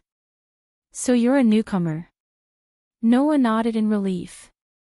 "Then it's no wonder I don't know you. Although you're a newcomer, you have a lot of potential. If you're trained well, you'll definitely become an outstanding magic shooter." Alusha patted Lucy's shoulder and whispered to her.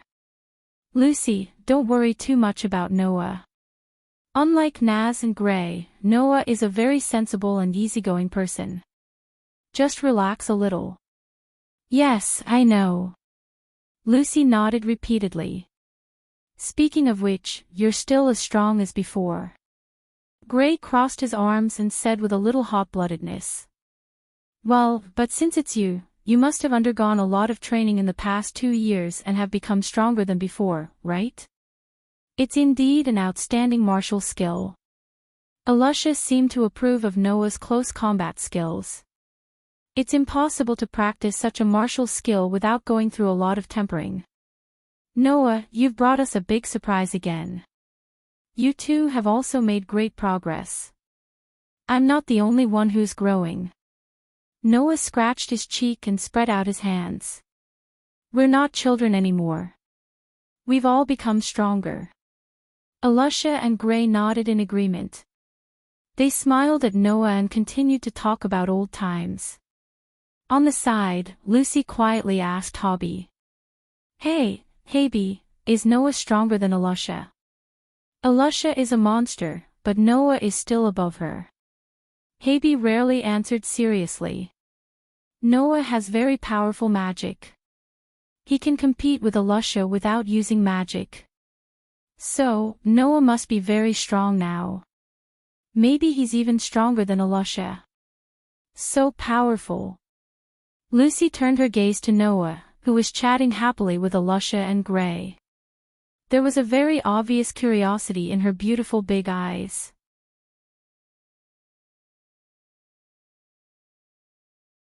Chapter 356. Resurrection. On the port, Naz seemed to be celebrating something. He raised his hands and shouted loudly, attracting all the gazes around him. "Noah!" Immediately afterward, Naz seemed to remember something. He turned around abruptly and rushed toward Noah, who had just gotten off the ship. "Let's settle this once and for all." Before this sentence had time to fall, a fist suddenly appeared above Naz's head. Like a heavy hammer, it fell on Naz's head fiercely. Bang! With a muffled sound, Naz's eyes protruded and his head was smoking. His whole body directly smashed on the ground, causing the ground to crack inch by inch. Noah, who withdrew his fist, passed by Naz, who was lying on the cracked ground, and walked forward expressionlessly. "I knew you would do this." Sigh. Habby, who was suspended in the air, spread out his hands. "Naz, didn't you see the duel between Noah and Alusha? Naz, you haven't been able to beat Alusha yet." Lucy also said angrily. "You still dare to fight with someone who can tie with Alusha without using magic? I really don't know what to say about you." Humph! Gray threw such a sarcastic sentence coldly. What an idiot. As soon as the voice fell, Naz, who got up from the ground, put his head on Gray's head with a ferocious expression. "Who are you calling an idiot? Droop your eyes." Gray didn't show any weakness and used his head to push back. He also had a ferocious expression. "I'm talking about you. Hang your eyes." At this time, Alusha, who got off the ship, cast her indifferent gaze. "What are you doing there?" Nothing. Naz and Gray suddenly trembled together. The ferocious expression on their faces disappeared, and they made a standing posture. It seemed that they were scared of Alusha to death. That's good. Alusha nodded in satisfaction. Noah just happened to be back today, so don't cause any more trouble for me. Love. Naz and Gray responded in unison, but the way they responded sounded like hubby's catchphrase, which made Lucy speechless. Noah, who watched this scene unfold, didn't know whether to laugh or cry. I thought that after 2 years, all of you had grown. But in the end, you only grew in strength. You've changed a lot compared to 2 years ago. Alusha looked at Noah, tilted her head, and said in confusion. I feel like the atmosphere around you has changed compared to before. Does Alusha feel the same way? I thought I was the only one who felt that way.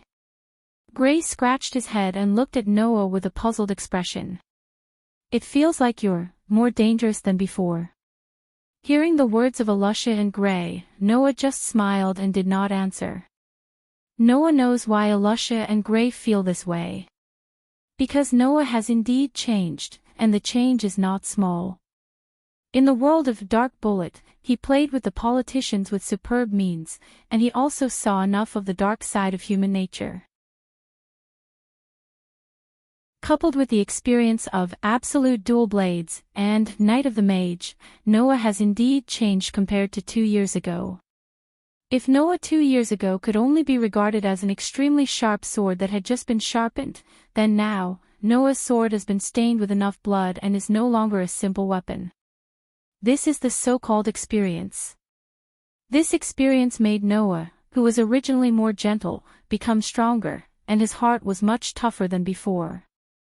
In addition, the current Noah has a real murderous aura compared to 2 years ago. It's no wonder that Gray would say, more dangerous. By the way, Noah, hubby, who flew to Noah's side, glanced at Noah's back and said suspiciously, Where's your sword? After hubby said this, Alusha, Naz, and Gray remembered this matter. Of course, the sword is put away. Noah replied perfunctorily.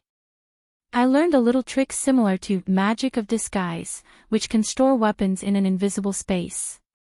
It's not gone, you can rest assured. The group of people was relieved. Well, let's rest in this town for the time being. Alyssa stepped forward and began to give orders as if it was a matter of course. Tomorrow, we'll go back to Magnolia.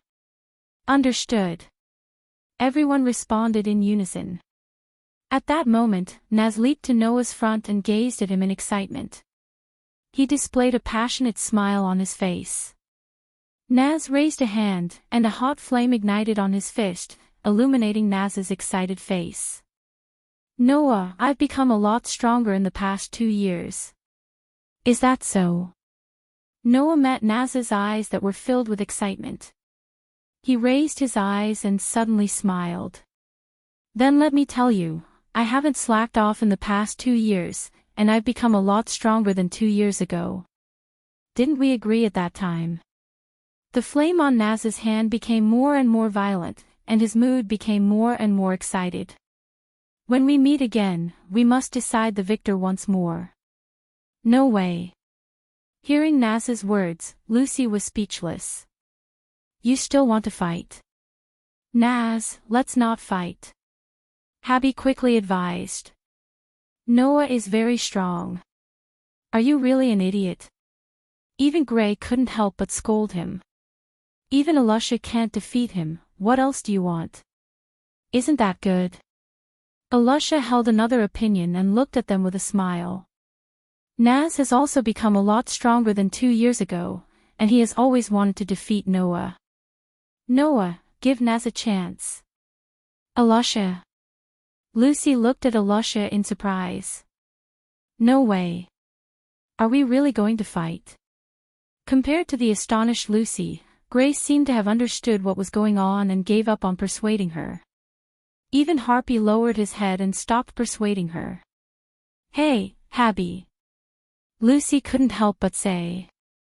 Are you really not going to persuade Naz? That's an opponent that even Alusha can't defeat.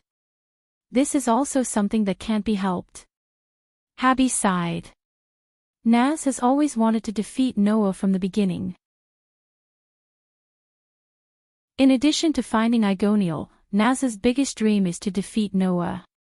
So, even the president can't persuade such a Naz. It can't be, right? Lucy finally felt worried. We're all partners, don't be like this. Ignoring the discussions of his partners around him, Noah looked at Naz, who was staring at him with a persistent face, and after a while, he smiled. Naz, don't be so anxious. Don't you think it's a bit of a waste if we duel now? Waste? Naz was stunned.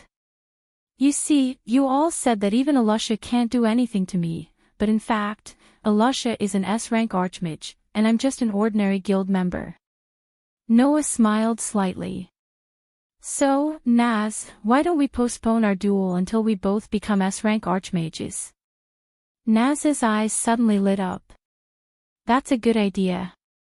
Alusha nodded in agreement. Whether it's Noah or Naz, there is still room for growth. When they become S-rank archmages, they will definitely be stronger than now. When that time comes, if we duel again, it will definitely be more exciting than now. I think so too. Noah looked at Naz with a smile. Naz, what do you think? Let's do it this way. The stubborn Naz agreed without hesitation and laughed at the sky. Good. I'm already burning up. S-grade magic shooter. Gray seemed to be affected by Noah's words as well. He extended his fist at Noah. Don't forget, there's still me. Noah smiled and didn't say anything. He just extended his hand and bumped fists with Gray. Everything was said without words. Looking at the three boys like this, even Alusha and Lucy felt a little emotional. What should we do? Lucy bit her finger pitifully. I really want to join them. No, you can't. Hubby said without hesitation. If it's Lucy, she will definitely not become an S-rank archmage. What are you talking about? Lucy muttered in dissatisfaction. I'm also very strong, okay? Alusha's gaze swept over Noah, Naz, and Gray, and her heart was surprisingly gentle. The feelings between boys are really great.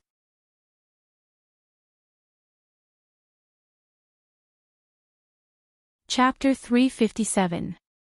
After a blood-boiling agreement, in the next minute, Naz, Gray, Lucy, and Haby's mood dropped directly from the climax to the bottom because of Alusha's reminder. Noah only knew the reason for everyone's depression later, and he also knew why Alusha and her party appeared in the sea on a pirate ship. According to Alusha, the reason why they went to sea this time was entirely because Naz, Gray, Lucy, and Haby took the initiative to go out to perform an S-level mission. S-level mission. That's a super difficult mission that only S-level magic shooters are allowed to undertake. Those S-level missions were posted on the second floor of the guild. Since childhood, Makarov has repeatedly warned Noah, who lived on the third floor of the guild, not to go there. It can be imagined how much importance Makarov attached to these S-level missions. In the past, even if there was an S-level magic shooter who wanted to undertake an S-level mission, he must get the final consent of Makarov. Otherwise, even an S-level magic shooter can't undertake an S-level mission privately, and violators will be punished severely. The reason for this is very simple, because it's too dangerous. With Makarov's attention to the guild members, he naturally can't watch the members of the guild casually undertake such a dangerous mission and indirectly die. Therefore, in this regard, Makarov will set such strict requirements. This time, Naz and Haby tore down the S-level mission on the second floor without authorization, and dragged Lucy to sea to perform such a dangerous mission. Makarov almost exploded with anger. What made Makarov so angry was that Gray was originally sent by him to bring Naz and others back. As a result, for various reasons, Gray also participated in this mission. Alusha, who returned to the guild after performing a mission outside, learned about this and went crazy on the spot. For Alusha, who doesn't know how to turn around, violating the rules of the guild is absolutely unforgivable. So, in order to catch up with Naz, Gray, Lucy, and Haby, Alusha directly hijacked a pirate ship and went to sea to pursue them. It seems that a lot of things happened in the middle because of this S-level mission. However, Alusha still found Naz and others without any danger, and they took the pirate ship that Alusha had hijacked before, intending to return to the guild. It seems that Alusha got along well with the pirates. The pirates also worshipped Alusha as Big Sister, which is why Alusha protected those pirates.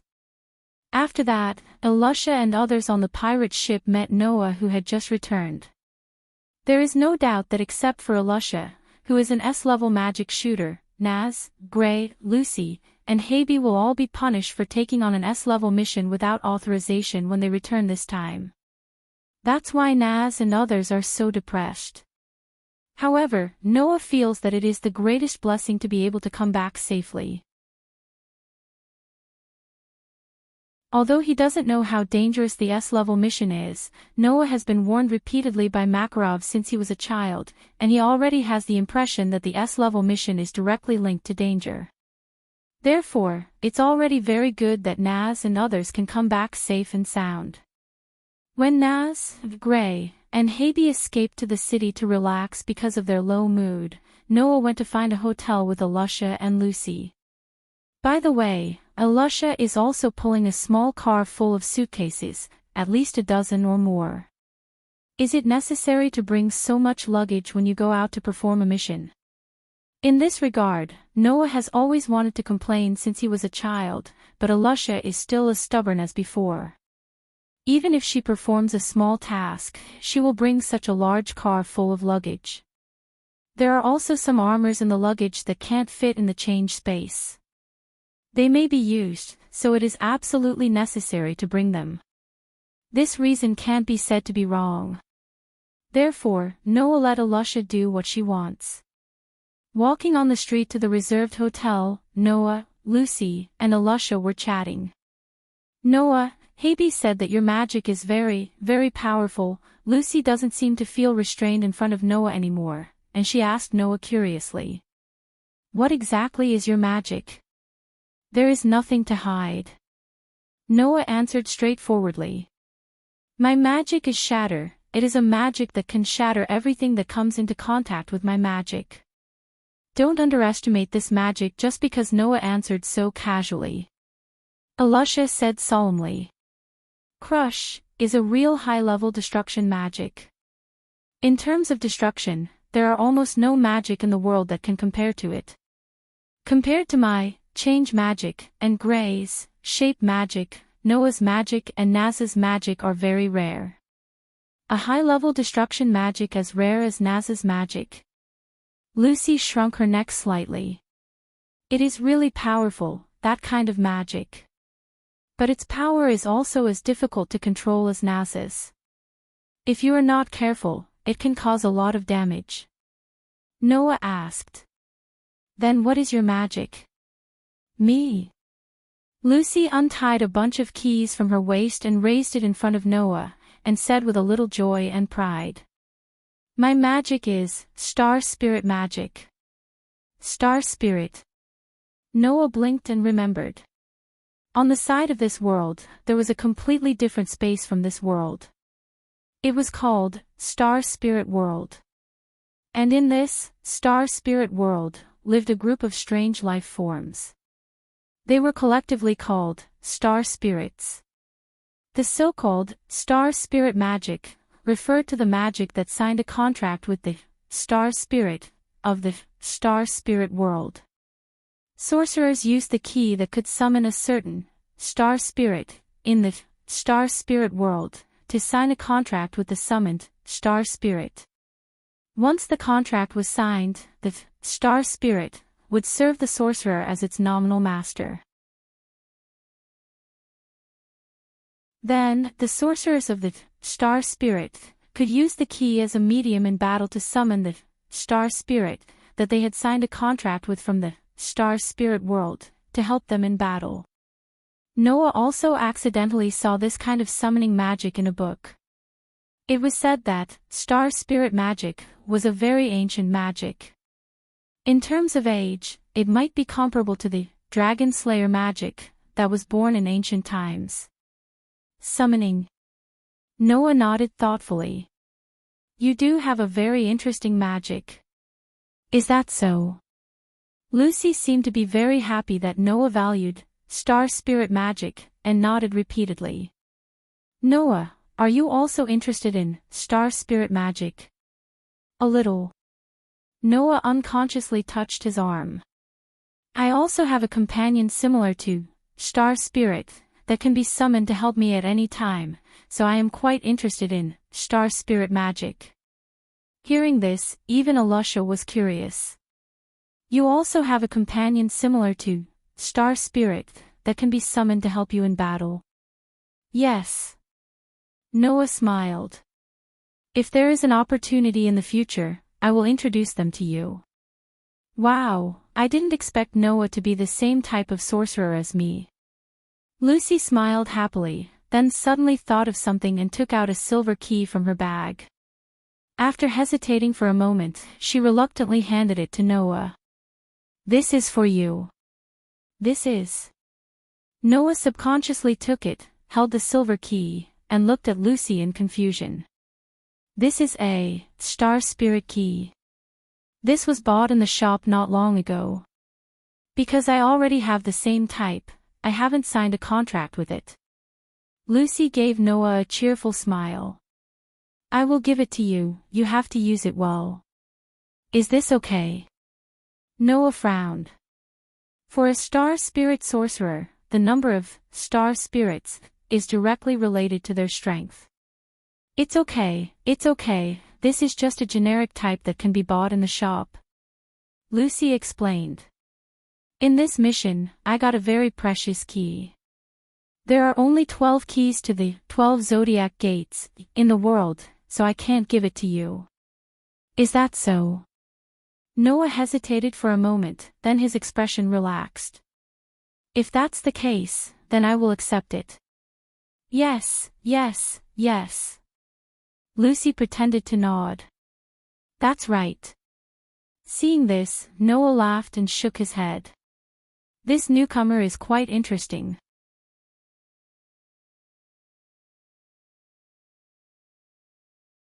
Chapter 358. The dazzling sunlight poured down like rain, shrouding the entire magnolia under the sun. Noah lifted his head and looked at the building that was abnormally bright under the sunlight, as well as the sparkling plaque. His emotions fluctuated uncontrollably. Fairy tale. It was now one of the strongest magic guide guild in the Fiori Kingdom. Compared to 2 years ago, the appearance of the guild had not changed at all, but there must have been a lot of changes inside Fairy Tale. The reason was that it was different from when Noah had just joined Fairy Tale. Now, Fairy Tale had more than 5 S-rank magic shooters. And below the S-rank magic shooters, people like Naz and Gray had all grown up. Noah's childhood playmates had also become the pillars of Fairy Tale. Coupled with the addition of potential talents like Lucy, Fairy Tale was now absolutely qualified to be called the strongest magic guide guild in the Fiori Kingdom. After returning after 2 years, Noah found that no matter how good his ability to control his emotions was, it was difficult to avoid the fluctuations in his mood at this moment. Because this was Noah's home. Alusha, Naz, Gray, Lucy, and Habi consciously stood aside and did not disturb Noah. Looking at Noah, who stood at the door for a long time without any movement, they only had an understanding smile on their faces. Even the silly Naz was the same. After a long time, Noah finally calmed down his emotions. Without looking back, he strode to the door of the guild, stretched out his hand, and pushed open the door of the guild. Hwah! At this moment, inside the guild, a wave of noise surged like a tide and drowned Noah. However, to Noah, this noise was too familiar, so familiar that he could not help but have the urge to smile. Like the noise, what appeared in front of Noah was a very familiar scene. The bar-like guild hall. The innermost bar. The commission board with the commission orders posted. As well as those familiar or unfamiliar faces. Looking at all this, Noah's mouth unconsciously curved up. He lifted his feet and walked step by step into the guild. Finally, someone noticed Noah and seemed to recognize Noah. They were stunned. As Noah's footsteps echoed inside the guild members also seemed to feel something and looked in the direction of Noah. Then, without exception, they were all stunned. Only the newcomers who had joined Fairy Tale in the past 2 years were at a loss, but they also noticed that the atmosphere was not right, so they obediently shut their mouths. Not long after, the noisy guild was so quiet that even a pin drop could be heard. Clang! It was also at this time that an extremely loud and ear-piercing sound was heard. It was the sound of something made of metal hitting the ground. Noah directly turned his gaze to the source of the sound. Over there, a young lady with short white hair that reached her shoulders, wearing a woolen sweater and shorts, and an extremely graceful figure, was staring at Noah in a daze. Beneath her feet, a tray was rolling. Without a doubt, it had fallen from the young lady's hands. Seeing this girl, Noah did not know how to describe his feelings at this moment. Excited. Should be, right? But that was much more complicated than being excited. After all, it was not the first time Noah returned to the guild after such a long time.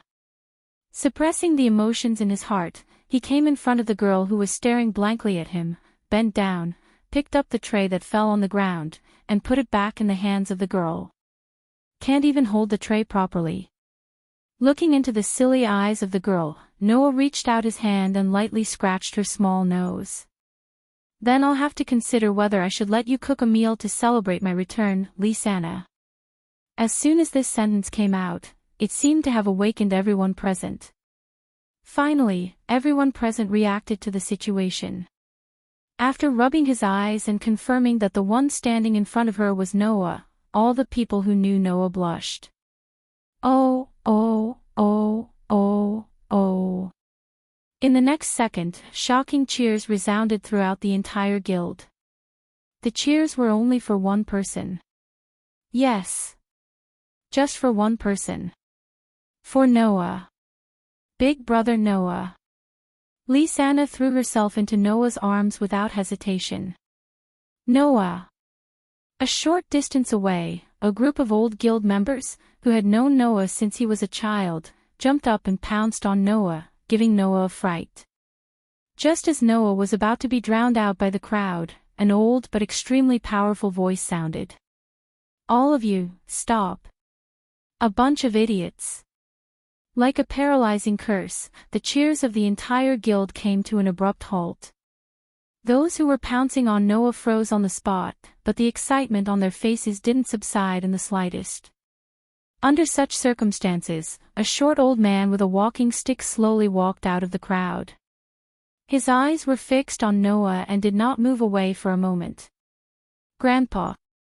Noah, who was hugging the equally excited Lysana, turned his head and looked at Makarov, his dark eyes rippling slightly.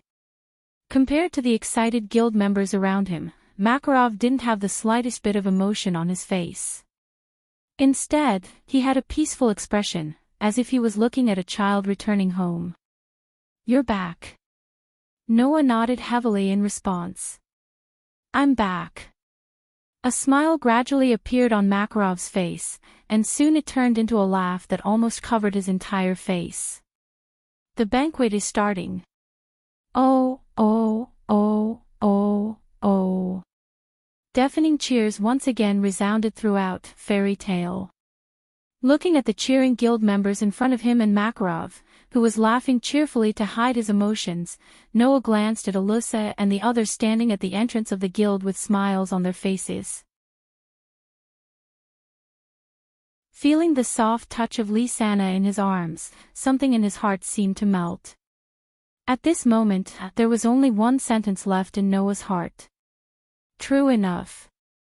This is my home. Big Brother Noah. Big Brother Noah. Big Brother Noah, tightly hugging Noah, Lisa seemed to be afraid that if she let go, Noah would disappear. Not only did she tighten her grip bit by bit, she also constantly muttered Noah's name, causing Noah to bitterly smile. 2 years had passed, and Lisa had changed slightly more than the others. After all, these 2 years belonged to Lisanna's growth period.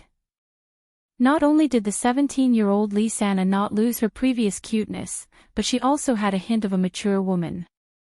Not only did her figure become more curvaceous, but the curves of her delicate body were also more beautiful than before. The 2 shining white thighs that were exposed outside of her shorts almost shocked Noah's eyes, causing Noah to feel more than once that a woman changes 18 times between childhood and womanhood. Of course, these were not the biggest changes. The biggest change in Lisanna's body was undoubtedly the impressive growth of her chest. Because Lisa had been tightly hugging Noah, Noah constantly felt the full and round feeling in his arms, causing him to sigh. Alright, Lisa. Without any other choice, Noah could only pat Lisanna's little head and bitterly smile as he comforted her. This is not a dream, nor is it an illusion. I'm right here, I won't suddenly disappear. I don't care. Lisa didn't know if it was because she missed Noah after not seeing him for so long, or because she was complaining that Noah hadn't returned for so long, but she stubbornly shouted. I just want to hug you. I just want to hug you. Alright, alright, alright. Hug me, hug me. Noah had no choice but to compromise and roll his eyes. You can hug me for as long as you want. That's fine, right? As soon as he said that, a bell-like laughter rang out in front of Noah. These past 2 years, Lisa has always wanted to reunite with you. Noah, just let Lisa be stubborn for once. Hearing this voice, Noah was startled and raised his head to look ahead. However, the scene that entered his eyes not only didn't dispel Noah's shock, but instead made it even more intense.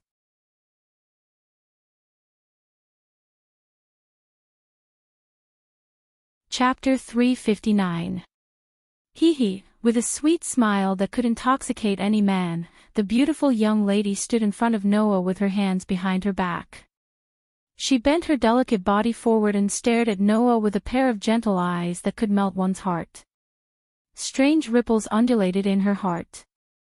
She was a beautiful girl who was flawless no matter how one looked at her. The young lady was wearing a princess dress that was not luxurious but appeared to be very elegant. Her waist-length white hair was spread out like snow on her soft and beautiful back. Her figure was tall and full, just like a model that had walked out of a book. She was so beautiful that it was suffocating. And from the girl, Noah could feel a gentle temperament like water. That temperament of a saintess touched Noah, and his eyes couldn't help but stay on the other party. Noah had seen many super beautiful girls with both beauty and temperament. For example, the sacred and inviolable Son of Heaven. For example, the innocent and lovely Julie. For example, the dazzling and confident Lilith. In addition, there was Aoko, who was brimming with heroic spirit and incomparably strong will, and Yuju, who was like a fairy tale princess. These beautiful girls, whether it was appearance or temperament, were far superior to ordinary people. Noah's eyes had long been spoiled. And now, in Noah's view, the girl standing in front of him now, whether it was appearance or temperament, didn't lose to anyone Noah had seen before. This wasn't the main reason why she attracted Noah's attention. The real reason why Noah couldn't help but cast his gaze over and was stunned on the spot, unable to react for a long time, was that he felt a familiar aura from the girl in front of him. However, in Noah's impression, although the owner of this aura was indeed as beautiful as a flower, it was absolutely impossible for her to be so soft and gentle like water. She was like the Virgin Mary, touching the heart of others all the time. What was going on here? You. Noah could only hesitate and use an extremely uncertain tone to call out tentatively. Mira. What's the matter? The girl named Mira looked at Noah with a smile.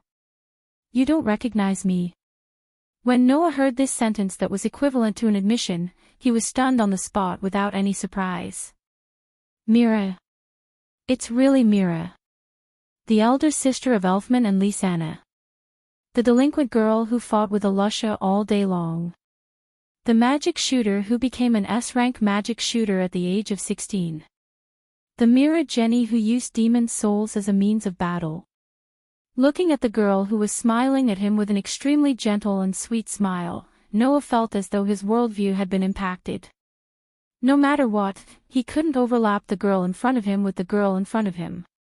Driven by such feelings, Noah could not help but reach out his hand and caress Mila's cheek in a silly manner.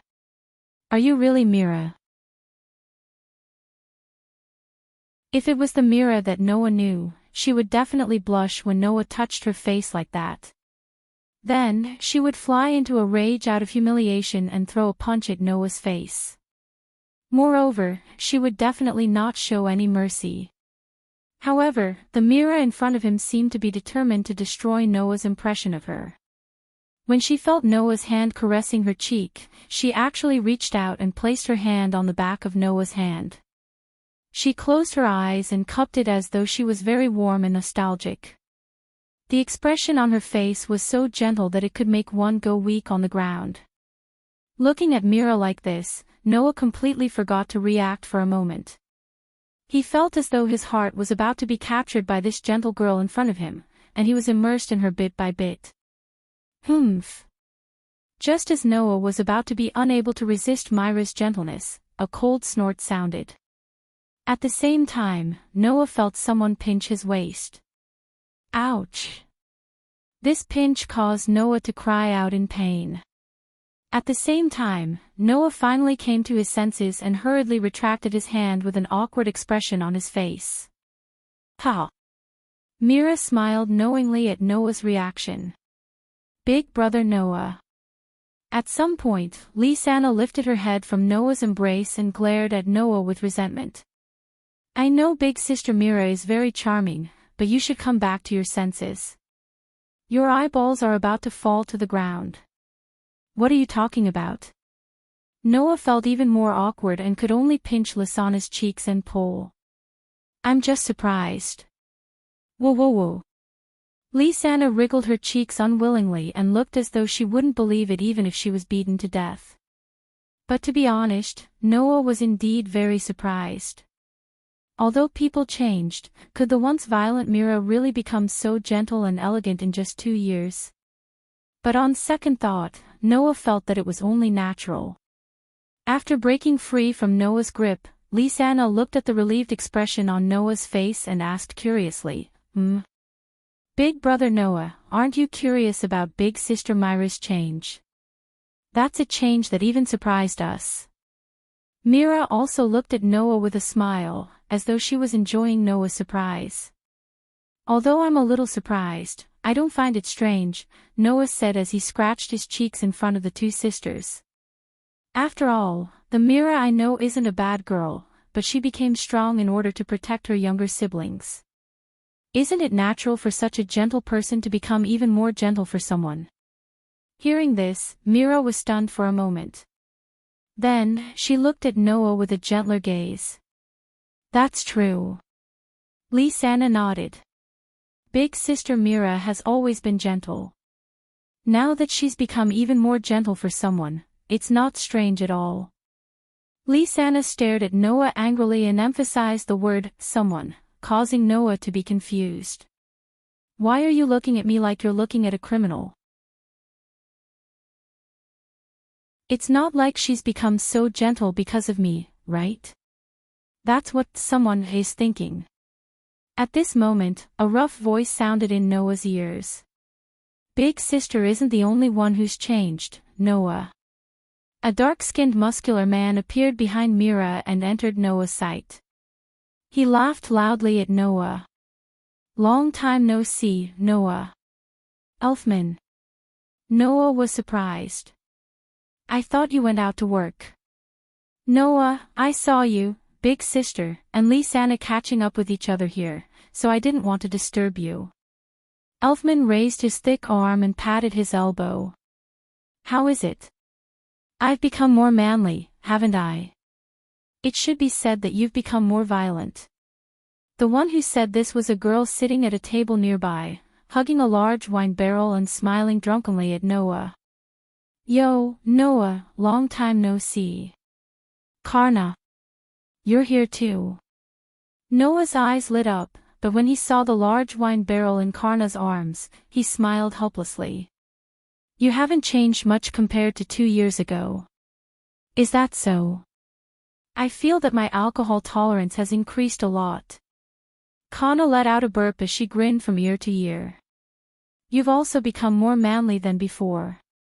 Noah, do you want to date me? Lisanna, who had a strong reaction to this sentence, glared at Karna with dissatisfaction. Please don't joke like this. Oh. Karna laughed mischievously. I'm not joking. Karna. Mira puffed up her cheeks and preached to Karna. You can't bully Lisanna too much. Yes, yes, yes.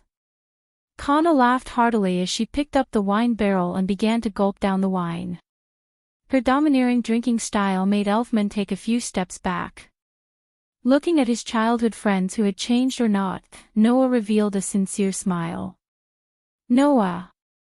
Alusha, Naz, Gray, Lucy, Hubby, and the others, who were sitting at the largest table in the middle of the guild, waved at Noah and shouted. Come over quickly. Noah, Mira, Lisanna, and the others looked at each other with a smile, got up, and walked forward. Today, the cheers and noise lasted all day.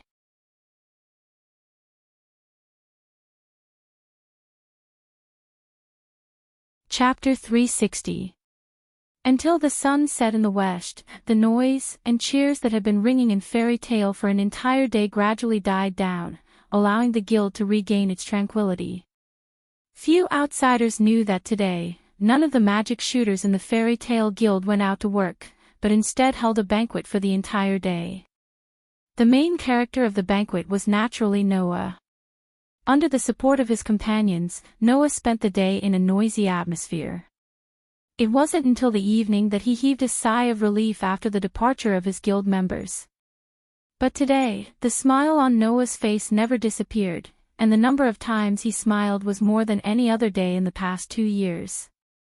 His mood was unprecedentedly relaxed all day long, and even Noah himself felt that it was somewhat inconceivable. Only after Alusha, Naz, Gray, Lucy and the others left the guild did Noah have the time to report to Makarov, who hadn't disturbed him and his friends from reminiscing about the past 2 years. Of course, even if Makarov was his grandfather, he couldn't casually talk about going to other worlds to retrieve world fragments. It wasn't that Noah was afraid of Makarov going out and talking nonsense, but even Noah himself felt that his experience wasn't something an ordinary person could have. Even now, he had a kind of illusory feeling of whether or not he was dreaming, let alone Makarov.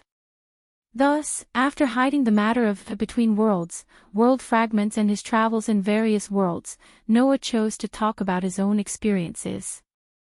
The general situation was that while Noah was receiving Mavis guidance on Heavenly Wolf Island, he was also being instructed by Mavis to travel around the world and experience all kinds of things, using it as training to improve his own strength.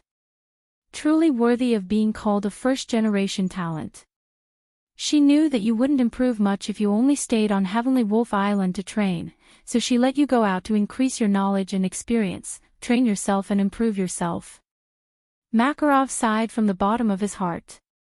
If you're only allowed to receive guidance on Heavenly Wolf Island for 2 years, your growth won't be as fast as training outside, right? Hearing Makarov's words of admiration for Mavis, Noah inwardly apologized. However, there was no other way.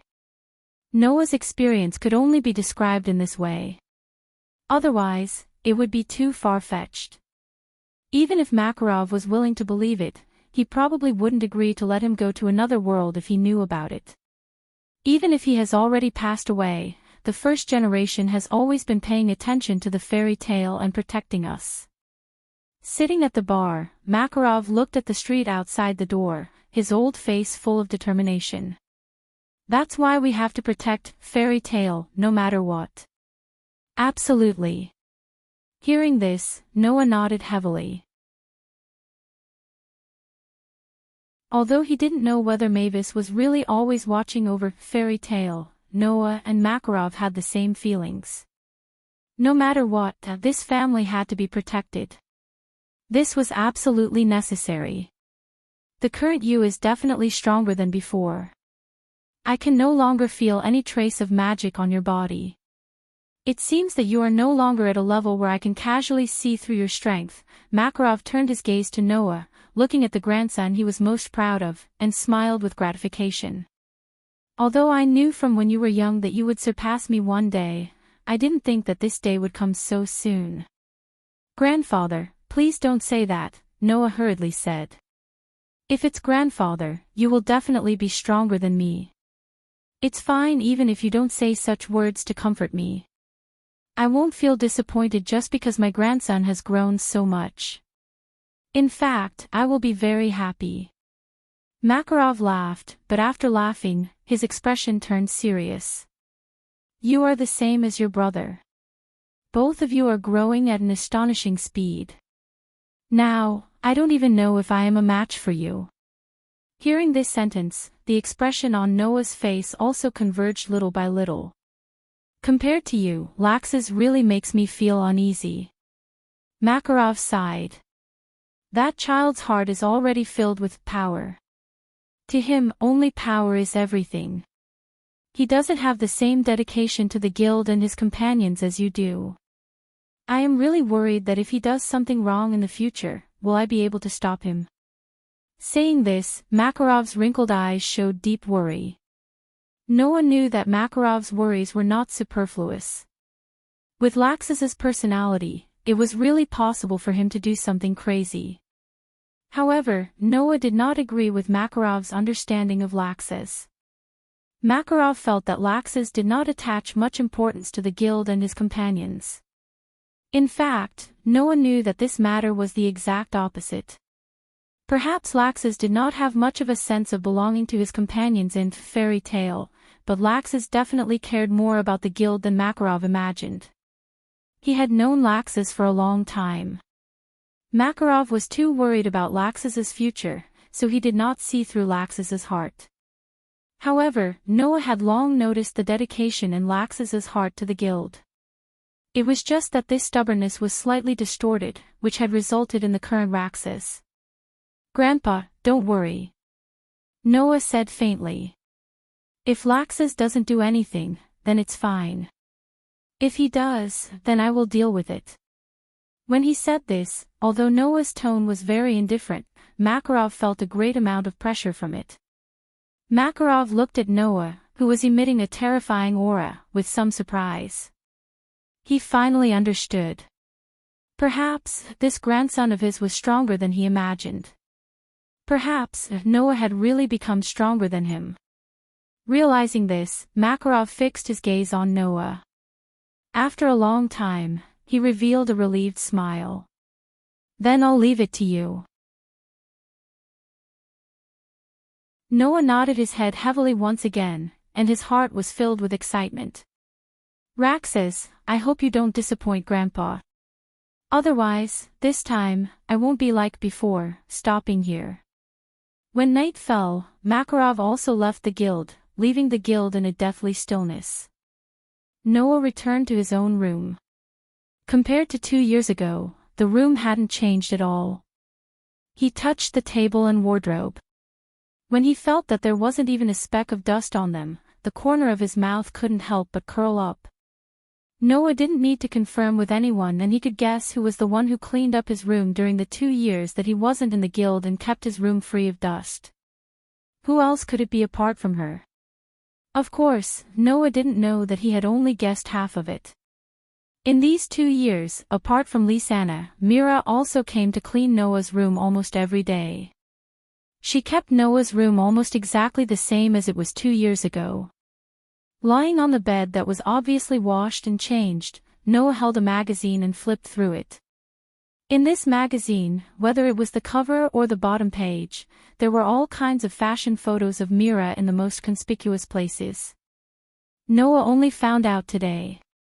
Since Noah left, almost the next day, Mira no longer went out to work as a magic shooter. Instead, she completely changed her appearance. Not only did she become the most fashionable cover girl, but she also became the signature girl of Fairy Tale. Thanks to this, Mira's fame was now known throughout the Fiori Kingdom. Her popularity was so high that there wasn't a single man who didn't fall head over heels for her. However, because of this, the Strauss siblings' team disbanded. Like Mira, Lisanna didn't take on any missions for 2 years. Instead, she worked as a waitress in Fairy Tale. Only Elfman was still active as a magic shooter. That's amazing. Looking at the various cute and beautiful photos of Mira in the magazine, Noah could only sigh. Mira has changed a lot. At this moment, a knock sounded on the door. Big brother Noah, are you there?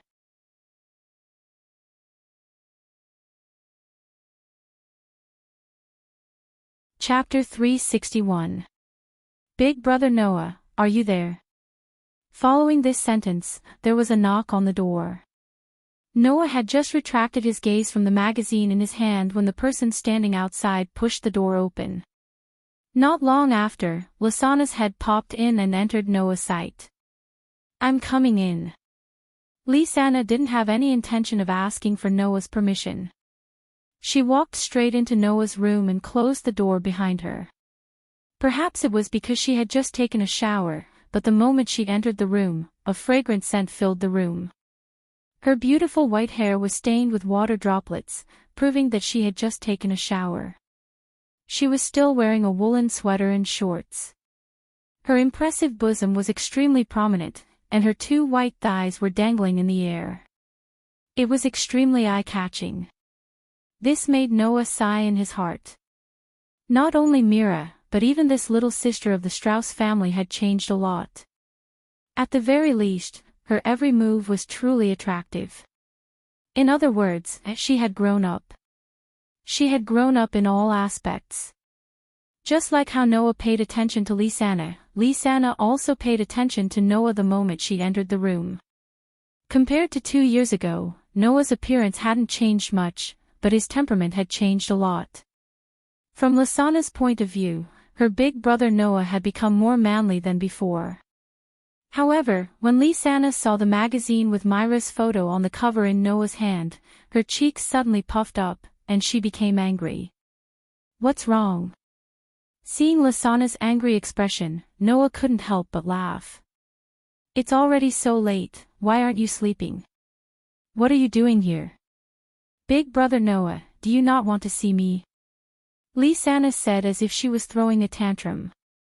Anyway, I'm not as charming as big sister Mira. Hearing this, Noah couldn't help but smile and tease Lisanna. What? Could it be that you're jealous of your own sister? No, I'm just telling the truth. I'm not jealous of sister Mira. Lisanna walked to the bedside and looked straight at Noah with her hands on her hips. After all, in order to attract someone's attention, I know how hard sister Mira worked for the past 2 years. Now that she finally succeeded, I won't be jealous. Hearing this, Noah was stunned.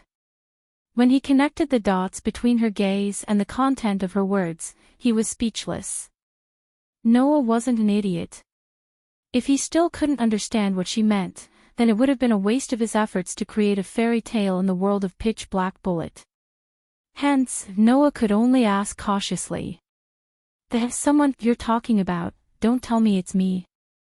I say, big brother Noah, you can't say this to big sister Mira. Otherwise, I won't forgive you, Lisanna complained to Noah.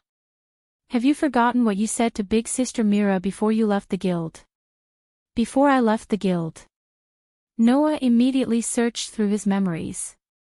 After a while, he revealed a stunned expression. Before leaving the guild, Noah had indeed said something to Mira. I hope that when I return, you'll become gentler. Could it be that because of this sentence, Mira had such a change? It can't be, right? Didn't I already tell you, Big Brother Noah? Lisa seemed to have seen Noah's disbelief and was rather indignant. After you left, Big Sister Mira began to change the next day. She no longer went out to work as a magic shooter. Listen carefully, it was after you left. Of course, Noah understood what Lisa was trying to say. After Noah left, Mira changed. And before Noah left, he had said those words to Mira. In that case, wasn't it obvious who Mira had changed for? It was just that Noah subconsciously avoided the possibility that he was the cause of Mira's change, so he didn't make such an obvious connection. Even everyone in the guild knows who caused Big Sister Mira to change for Big Brother Noah. Lisa puffed up her cheeks. Now, everyone can see Big Sister Mira's feelings. If you still don't admit it, you'll be torn to pieces by those boys who have been infatuated with Big Sister Mira for the past 2 years. Noah laughed bitterly, and it was a bitter laugh that was rather complicated. Even Mira had such feelings for him. Then, in addition to Elysian who had confessed to him and Lisa who had shown obvious affection for him, he seemed to have unknowingly committed a lot of sins. Of course, Noah definitely didn't know that his sins were far deeper than he thought. Hey, Big Brother Noah.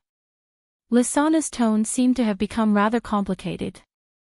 Big Sister Mira has changed so much for you, so please don't make Big Sister Mira sad. Is that so? Noah suppressed the various emotions in his heart and rolled his eyes at Lisa. In other words, you want me to be your brother-in-law? Lisanna's expression suddenly became conflicted.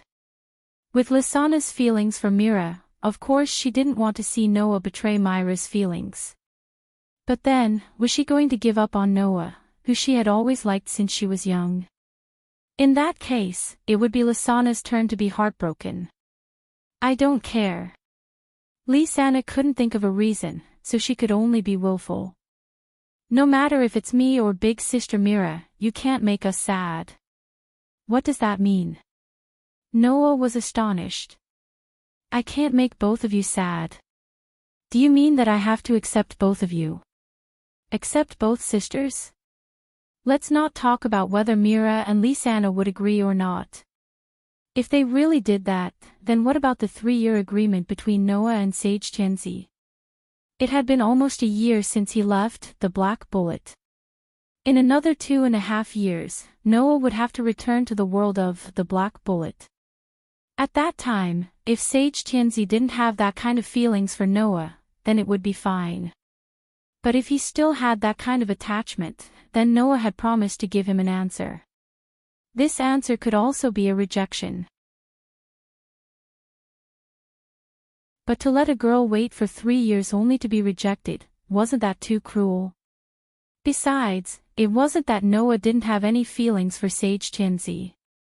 It was just that he didn't have feelings for Mira and Lisa who had been with him since young. On the other side, after hearing Noah's words, Lisa actually hesitated for a moment.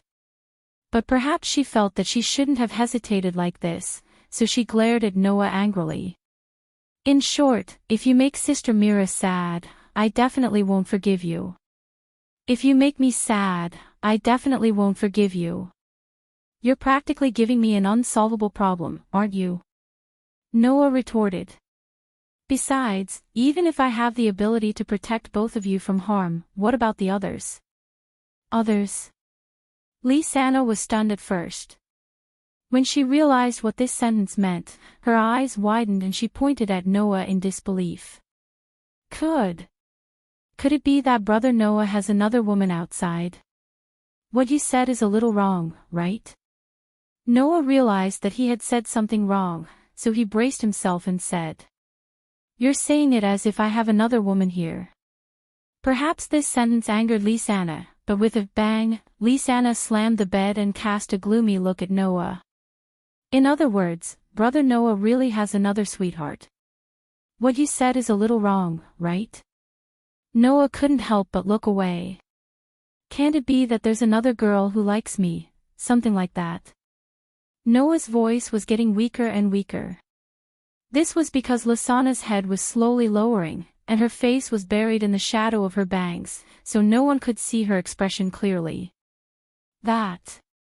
Noah subconsciously lowered his voice. Lysana. Sister Mira, I can still bear it. Lysana said as she suddenly raised her head, and a drop of tear hung in the corner of her eye. What other woman? I won't admit it. As soon as she finished speaking, Lysana suddenly pounced forward and pushed Noah onto the bed. Lysana, you... Before Noah could finish his sentence, he couldn't say anything else. This was because Lysana lowered her head and blocked Noah's mouth. With her own mouth.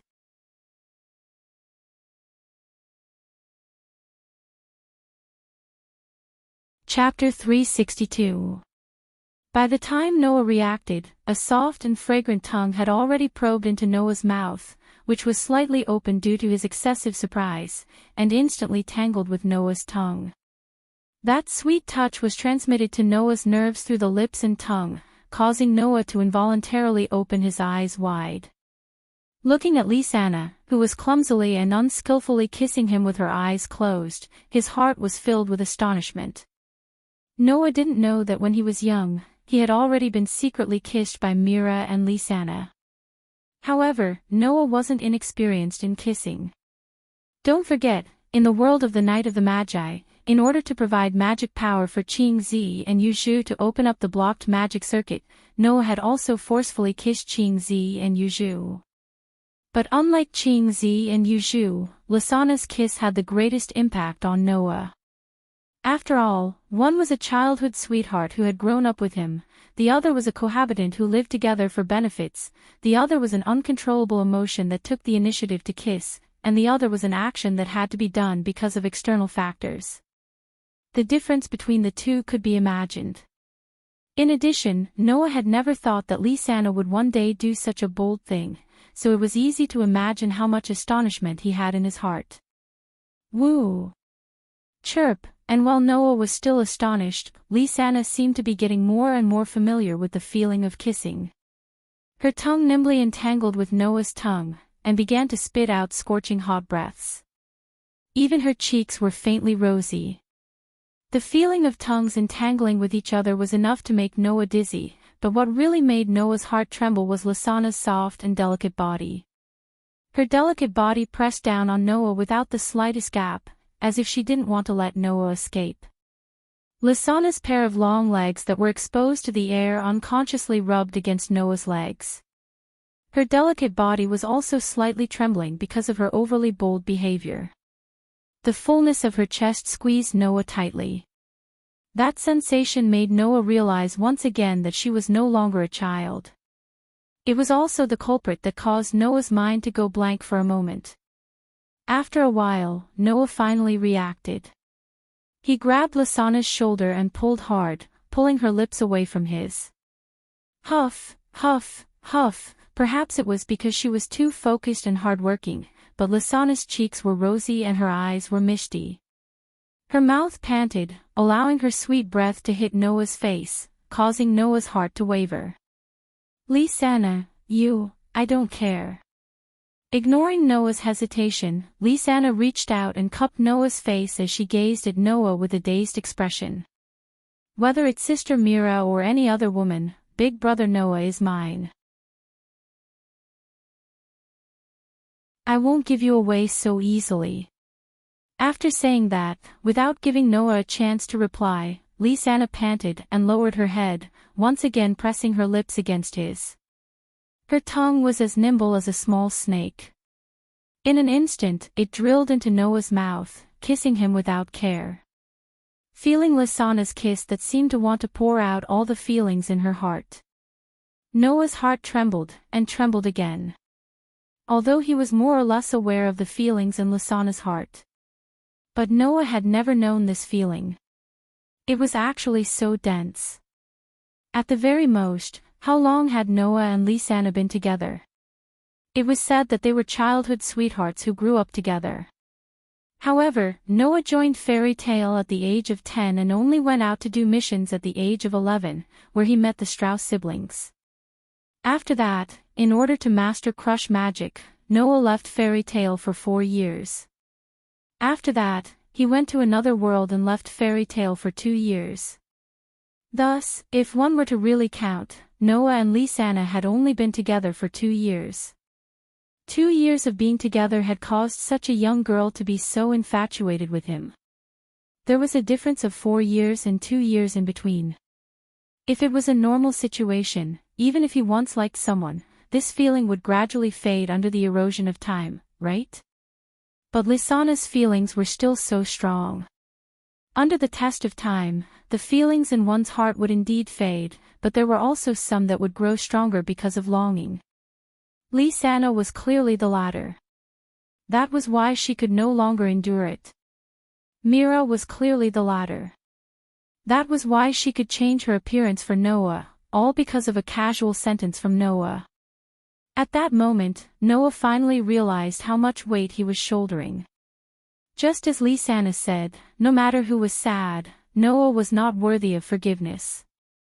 Apart from Mira and Lisanna, it would be fine if the Elysian child in the other world no longer had feelings for Noah. But if she still had feelings for Noah after 3 years, then Noah could not let the girl who had waited for him for 3 years be sad. Was this responsibility not heavy enough? Under the influence of such emotions, Noah's heart melted. TSK, Noah no longer hesitated and began to respond to her kiss. Perhaps because she sensed the change in Noah's heart, this time, she took the initiative to part her lips and stared at Noah's face with her watery eyes. Big brother Noah. Lisanna called out her sweetheart's name with infatuation. She suddenly straightened her body and reached for the hem of her clothes. With a series of rustling sounds, Lisanna took off her top, exposing her fair skin to Noah's eyes. Noah only saw a patch of white entering his field of vision. Then, a pair of round and full breasts bounced in front of his eyes. The captivating red that was like the finishing touch trembled slightly, causing Noah's heart to skip a beat. It was only at this moment that Noah finally noticed. Lisanna did not wear underwear at all. Noah. Big brother. Lisanna murmured Noah's name. Because of her shyness, she more or less covered her chest. But after a while, she put down her arms with trembling hands, revealing her delicate body in front of Noah. Even her voice was trembling. Don't keep staring. It's so embarrassing. This sentence was definitely from the bottom of her heart. In other words, Lisanna was really embarrassed about being naked in front of Noah. But even so, Lisanna still did not choose to avoid it, nor did she choose to hide. Instead, she boldly and bravely showed her beauty to her sweetheart. Was this not worthy of pity? In any case, Noah felt that at least for this minute, at this second, he was captivated by this brave girl in front of him. He no longer avoided her gaze, but his expression was very complicated. Is this really okay? There's nothing wrong with it. Lisanna reached out and stroked Noah's cheek, her eyes shining with misty light. Other than big brother Noah, Lisanna doesn't want anyone else.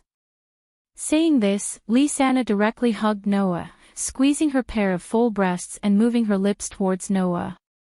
Please, big brother Noah, don't reject me. With that, Lisanna turned all the feelings in her heart into practical action and gave the most passionate and intense kiss to Noah. And of course, what Lisanna wanted to give to Noah was definitely not just a kiss. Thus, Noah found that his heart was beating vigorously for Lisanna. At this moment, Noah's heart was also occupied by a thought. Want her, don't want to reject her, no matter what, I can't reject her. I can't reject this girl who has given everything to me. Thus, the accumulated feelings in Noah's heart completely exploded. Ugh! As Lisanna gasped, Noah tightly hugged her delicate body, turned, and pressed her under his body, pulled up the quilt, and covered their bodies. Not long after, pieces of clothes began to fall to the ground. Until a certain moment, a cry of pain suddenly reverberated, igniting the night and causing the temperature in the air to rise slightly. The panting sound did not stop for a long time.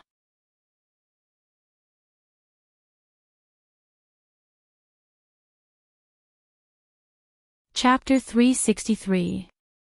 The next day, waking up from his sleep, the memories of last night suddenly surged into Noah's mind, causing Noah to be invigorated. The sleepiness in his body instantly disappeared without a trace. Hurriedly opening his eyes, Noah fiercely turned his head and looked to his side. Huff! Huff! In Noah's arms, Lysana and Noah were covered under the same quilt. Her head was pillowed on Noah's arm, and her hands were tightly wrapped around Noah's neck. Her beautiful face was still slightly rosy, and there was still a teardrop hanging from the corner of her eyes. However, her expression was extremely peaceful, and she slept very soundly. Only Noah, who was tightly stuck to Lysana, knew that under the quilt, not only Lysana, but even he was in a state of being completely naked. Feeling the breathing of Lysana in his arms, at this moment, Noah's heart did not have any ripples, only infinite pity. Because, for the entire night, the girl in his arms had been sacrificing herself and was tormented by Noah for the entire night. Presumably, this girl must be exhausted now. She won't wake up until noon, or even at night, right? Rest well. Noah patted Lysana's head in his arms with extreme pity, and then left a light kiss on Lysana's smooth forehead. Then, he tiptoed out of the quilt, picked up the clothes on the ground, and put them on neatly. Ugh! It was not known if it was because the loss of Noah's body temperature made Lysana feel a little lost in her dream. Lysana turned over, and her fair skin was exposed from the quilt that had slipped off, exposed to the air, while she murmured in her sleep. Big brother Noah. Seeing this, Noah smiled knowingly and covered Lysana's body with the quilt again. Then, he picked up the clothes that belonged to Lysana on the ground and hung them on the clothes rack at the side. Then, he glanced at Lysana's sleeping face and quietly walked out of the room. Katja, accompanied by the extremely soft sound of the door closing, the room that was covered in pink for the entire night returned to its usual silence and warmth. Only the sound of Lysana's breathing was left, constantly lingering. Yo! Noah! Are you up? Noah! It's been a long time since I saw you come down from upstairs. But you woke up a lot later than usual today. Don't tell me you're still lazing around in bed at this age. Ahahaha. Shoo shoo. Do you think Noah is that brat from your family? That's right. Ha. Ha ha ha ha ha ha ha. As soon as Noah walked down the stairs, the guild members noticed him. While they greeted him, they also made fun of each other. As a result, the bar on the first floor of the guild was as noisy as ever. Against the noise, Noah smiled helplessly, but at the same time, he was in a good mood. He responded to them one by one and blended in with the people around him, appearing to be very harmonious. After all, in this place, Noah was not the chairman of a guild that had taken in a bunch of children with power, nor was he an exception in some school, nor was he an outsider magician who had barged into someone else's territory in search of something. Here, Noah was just a member of Fairy Tale. At best, he was the grandson of the chairman. There was nothing special about him. Of course, if there was anything special about him, Noah was also very special. Other things aside, the fact that Noah could live directly in the guild was already very special. Moreover, after a day, even the new members of Fairy Tale who had just joined in the past 2 years had all heard about Noah from the old members. They knew that not only did Noah have the same magic as the strongest magic shooter in the guild, but he had also gone to the guild's holy land 2 years ago to receive guidance from the first chairman who was said to have turned into a ghost. Many people were guessing. After 2 years, Noah, along with Alusha and Mira, had always been far ahead of the rest of his companions. Among the companions of his generation, he could be said to be the strongest. Now, what level of strength did he have? Was it the same as before? Was it the same as Alusha, who was now the strongest female magic shooter in Fairy Tale? Or was it the same as Mira? Keeping a low profile and not using the identity of a magic shooter to improve himself? This was something that everyone was extremely curious about. Alusha, Naz, Gray, Lucy, Hubby, and others had already seen the tip of the iceberg of Noah's strength. They knew that Noah had been constantly improving himself in the past 2 years, and his strength had become unfathomable. In addition to knowing this, even Alusha and the others did not know how strong Noah really was. Probably, only Makarov more or less had some guesses after yesterday's conversation, right? In short, now, all the magic shooters in Fairy Tale were looking forward to seeing Noah's strength. Good morning. Mira, who was carrying a tray and serving drinks to the guild members, turned around and looked at Noah, who came down from upstairs with a smile. Are you hungry? I'll prepare breakfast for you. How would it feel to see a popular masked girl greet him with a gentle smile when he woke up early in the morning? Other men would probably howl endlessly for this, and Noah might also be shaken. But when he thought of eating up the sister of the popular model last night, and now lying in his room sleeping, Noah felt uncomfortable for a while. No. No need. At that moment, Noah smiled and shook his head. I'm not very hungry yet. Even if you're not very hungry, you still have to eat breakfast. Mira came directly in front of Noah, raised her head, and her gentle eyes met Noah's gaze. Like a newlywed wife, she reached out and helped Noah straighten his collar. Otherwise, it's not good for your health. Yes. Noah could only stiffen his body and let Mira do as she pleased. It couldn't be helped. Apart from his relationship with Lisanna, Mira had changed too much, and Noah still hadn't completely gotten used to her gentleness. Coupled with his conversation with Lisanna last night, Noah found out about Mira's feelings for him, so it was normal for him to be a little unsure of how to react. But now that he consciously paid attention to Mira, Noah realized that Mira was really different from how she treated him and others. This could be seen from the envious and jealous gazes that were constantly cast at him when Mira was tidying up his collar. So Mira really does have that kind of feeling for Noah. No wonder Mira changed so much when Noah just left. I thought that after 2 years, Mira would no longer have that kind of feeling. Damn that Noah, I'm so envious. The guild, which had been very noisy until just a moment ago, returned to silence in an instant. Then, all kinds of pitch-black resentment emitted from the bodies of the members of the guild, mixed with all kinds of fragmentary chatter. It was chilling.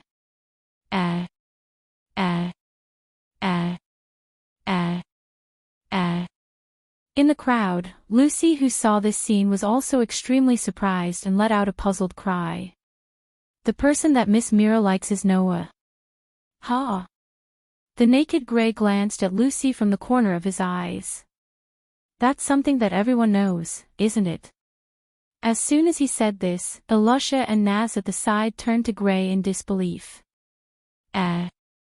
So the person that Mira likes is Noah. Why does Mira like Noah? Is Noah more delicious than fire? Alright, I was wrong. Gray face-bombed. Although she has never admitted it, the person that Mira likes should be Noah. Everyone in the guild knows that. Those men even plan to wait for Noah to come back to teach Noah a lesson. On the table, Habe held a fish and casually said to Gray while biting into it. By the way, Gray, is it really okay for you to be naked? Oh. Gray seemed to have just realized that he was naked and was shocked. Lucy was speechless.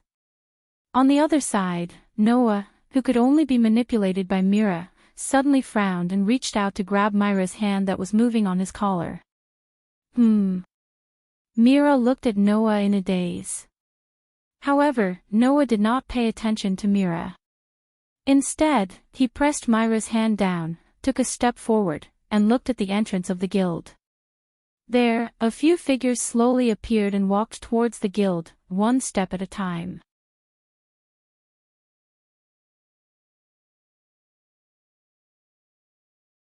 Chapter 364. Following a series of rhythmic footsteps, the noises in the fairy tale guild quieted down as if they could feel the oppressive atmosphere in the air. Noah held Myra's hand and took a step forward as if he wanted to protect Mira behind him. His gaze was fixated on the direction of the guild's entrance. Therefore, Noah didn't notice that Mira first glanced at the hand Noah was holding, then at the back of Noah who was standing in front of her. A blush appeared on her face, and for a moment, she even revealed a blissful expression. For Mira, it was obvious that looking at Noah's back was more attractive than looking at the abnormal situation in front of the guild's entrance. Except for Mira, everyone in the guild quietened down and looked at the entrance. Elusha, Naz, Gray, and the others looked at the entrance with a dignified expression. Habi hid behind Naz while trembling with fear. Only Lucy looked around in confusion. She was subconsciously affected by the atmosphere and held her breath. Under such circumstances, a small team appeared in front of everyone in the guild. The moment she saw the leader of this team, Lucy finally understood why everyone in the guild was behaving like this. Although she had only met him once, Lucy knew that this person was definitely out of place in the harmonious atmosphere of the guild. There were a total of 4 people. Among them, one of them wore a fur collar coat and walked in front. The other 3 were like guards, following behind him. It was Laxus and Thor's order. Laxus, who led Thor's order into the guild, seemed to have sensed something. He raised his head and looked forward. When he saw Noah standing in front of Mira, his eyes suddenly narrowed. The originally oppressive aura around him turned into a terrifying pressure. Laxus, Freed, Bikesro, Alba, and Jerlin didn't seem to have expected that Laxus would suddenly release such an aura. They were stunned for a moment. When they saw Noah in the guild, they were shocked and immediately understood. Only Laxus's personal guards, Thor's order, knew what kind of obsession Laxus had with Noah in his heart. For Laxus, Noah occupied a large position in his heart. A strong competitor. A person who may cause hindrance. An enemy who has the ability to pose a threat. An existence that must be defeated. Each of these identities made Noah the biggest demon in Laxus's heart. In addition, Makarov had always disagreed with his philosophy, but valued Noah. It was imaginable how much of an eyesore Noah was to Laxus. On the other side, Noah fully activated his sensory ability, and included Laxus in the range of his sensory ability. Noah could clearly feel that compared to 2 years ago, Laxus's magic had improved by leaps and bounds. In other words, Laxus had also become stronger and more dangerous than 2 years ago. Makarov's worry was indeed necessary. For now, Laxus might really have the power of a 10th saint, which was enough to rival Makarov. If Laxus planned to do something, then Makarov might not be able to stop Laxus. However, compared to the great improvement in his strength, Laxus had also become more dangerous than before. The violent aura that was constantly rolling around his body and the wild nature of a wild beast that was about to break out of its cage were all telling Noah that he was not going to let go of this opportunity. Laxus might have reached the limit of his patience and was about to do something wrong. For no reason, Noah had such an intuition. This caused Noah to narrow his eyes, and his body gradually relaxed. He glanced at the Thunder God clan, who were standing behind Raxus and looking at him with vigilant expressions. He curled his lips into a smile and turned his head to look at Mira. "Didn't you want to prepare breakfast for me?" Mira blinked her beautiful big eyes and smiled sweetly. "Okay, please wait a moment." Leaving this sentence, Mira turned around and walked in the direction of the bar. It was also at this moment that a bolt of lightning, like a thunderbolt, flashed through the space and appeared in front of Noah. The next moment, a fist flashing with lightning suddenly appeared, bringing along a burst of crackling sound and a sharp sonic boom, fiercely falling on Noah's head. Bang! In the midst of a muffled sound, a burst of lightning and a strong impact wind with Noah as the center suddenly shook the surroundings. Not only did the surrounding tables and chairs all fly away, but it also blew away all the guild members who were closer, causing them to cry out in pain. Noah! Elusha, Naz, Gray, Lucy, and the others exclaimed. Even Mira, who walked into the bar, covered her mouth with her eyes full of worry. Unfortunately, everyone's worries were superfluous. When the impact wind dissipated, the situation at the center of the impact was also exposed to everyone's eyes. They saw that Laxus, who was wearing a fur collar coat, had appeared in front of Noah without anyone noticing. His fist, which was mixed with lightning, was still swinging forward and landed on one of Noah's arms. That was Noah's hand. Raising one hand in front of himself, Noah easily blocked Laxus's powerful blow with his wrist. A faint white light flowed on his wrist, and it shattered the lightning on Laxus's fist that was on his wrist into sparks. Glancing at the fist on his arm, Noah raised his eyes and looked at Laxus, who was looking at him with a gloomy face, and suddenly smiled. "Is this your way of greeting?" "It's a little different." Laxus showed an arrogant smile, but there was no smile in his eyes. "This is just teaching you how to respect your brother that you haven't seen for a long time." "As expected of you," Noah said lightly. "But I'm not surprised. In that head of yours, waving your fist is the best solution to solve problems, right?" "Oh." Laxus's eyes became cold. "I haven't seen you for 2 years, and your mouth has become more eloquent. I just don't know how strong you are." "What? Are you interested?" Facing the cold light in Laxus's eyes, Noah suddenly smiled, but along with the smile, there was also a suffocating and terrifying aura. "I don't mind accompanying you, but I don't have the confidence to hold back." Feeling the terrifying aura coming from Noah, Laxus's face slowly became dignified. Laxus, Freed, Bikesrow, Abarge, and Jerlin also opened their eyes wide and began to feel anxious. Originally, Thor Group thought that after 2 years, with Laxus's growth, he would definitely not lose to Noah. But now, it seems that Noah's growth is not inferior to Laxus's, and may even surpass him. Could it be that Laxus is no longer Noah's opponent? Thinking of this, the Thor Group, who knew how obsessed Laxus was with Noah, was worried. Elusha, Mira, and the others looked at Noah in surprise, as if they did not expect Noah to be so aggressive. Only Naz had a look of excitement on his face, as if he could not wait to join in. "Isn't this growing in a good direction?" Instead, it was Raxus who laughed maniacally at the same time as he became serious. 2 years ago, you were just a little brat with empty power, but now you have a good domineering aura. Very good, now you are qualified to be my younger brother, now I have the value of defeating you. After saying this, the magic power in Laxus's body rose little by little. Beep, beep, beep. A dazzling arc of electricity flashed from Laxus's body, wrapping Laxus's whole body. Lexus stared straight at Noah with a hint of madness in his eyes. Lightning flashed all over his body as Lexus stared at Noah. "Let's go outside." Hearing this, everyone present understood Laxus's meaning. A battle invitation. It was a challenge from one of the strongest substitutes from Fairy Tale. A battle invitation from Laxus, who already had the power of the 10 Saints, and was most likely second only to Makarov and Kildas in the guild. And to this battle invitation, Noah only responded with a calm face. "Don't think that I will hold back."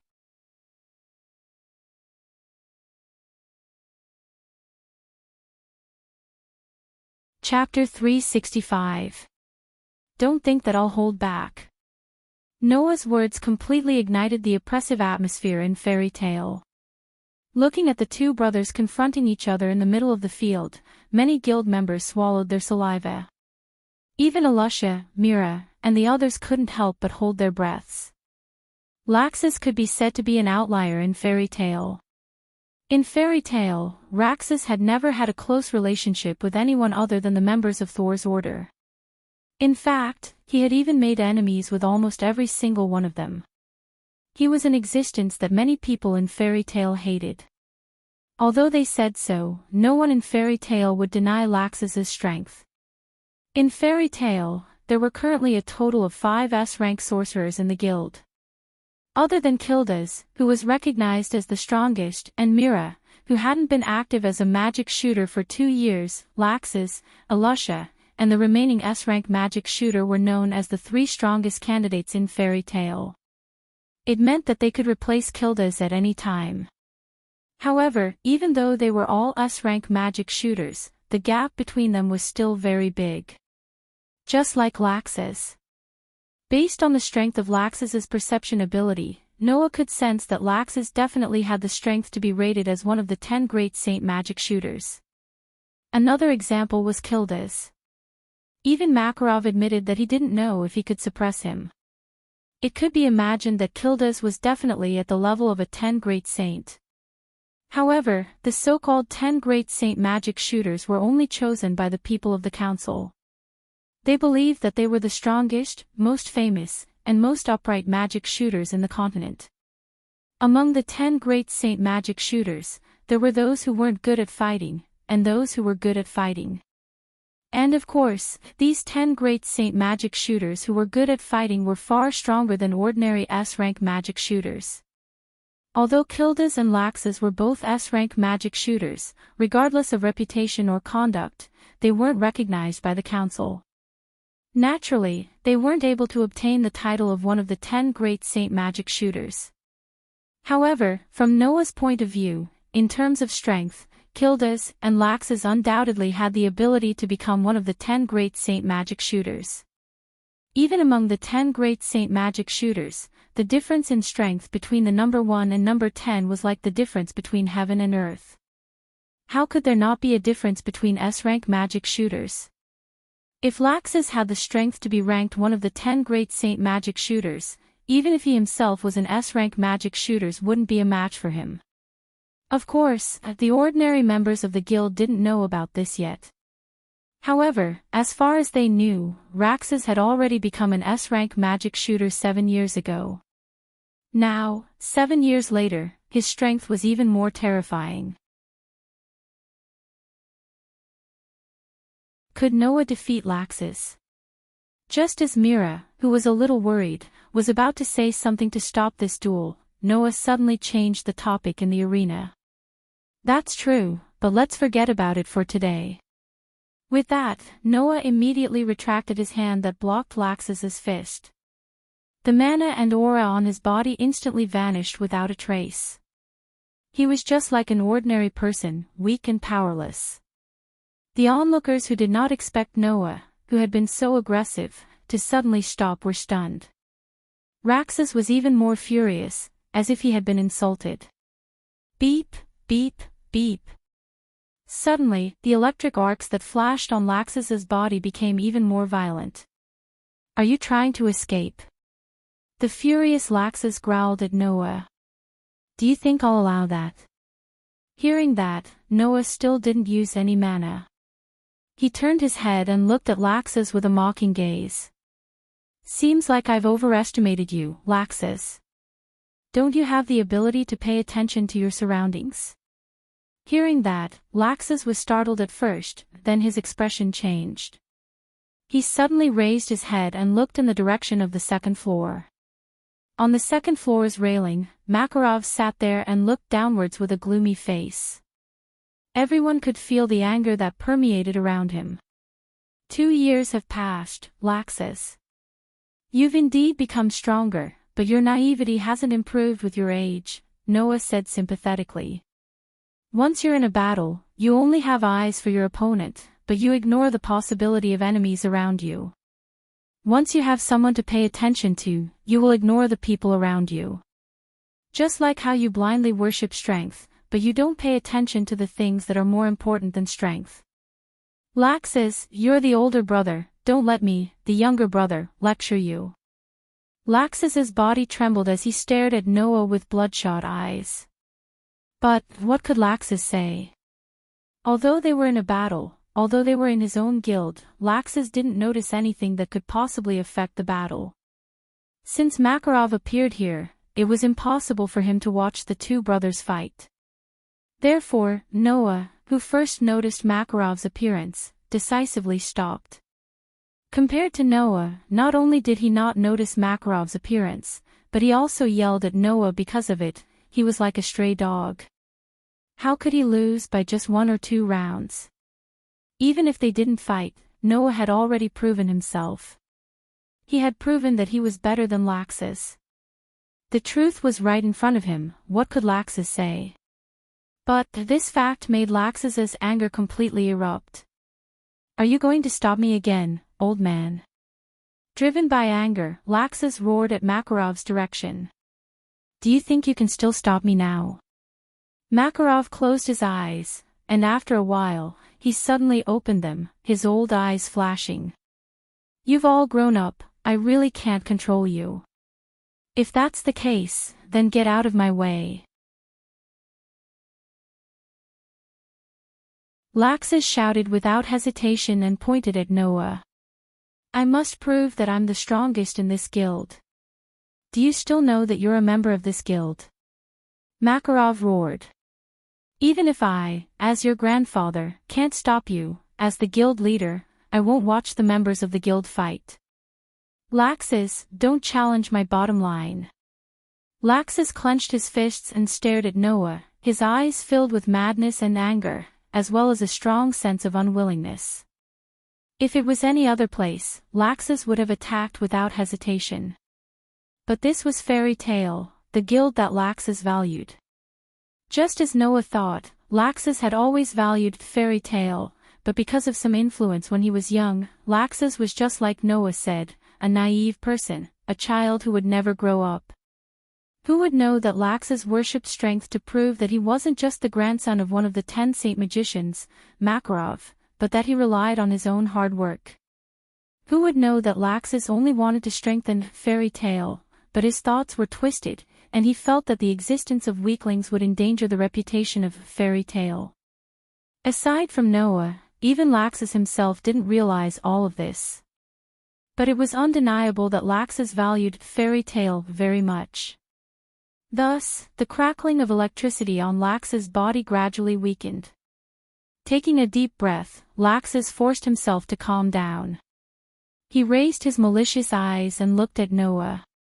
One day, I will prove that no matter if it's you, that old man, Mishgang, Alusha, or even that pretentious demon, I will not lose to any of you.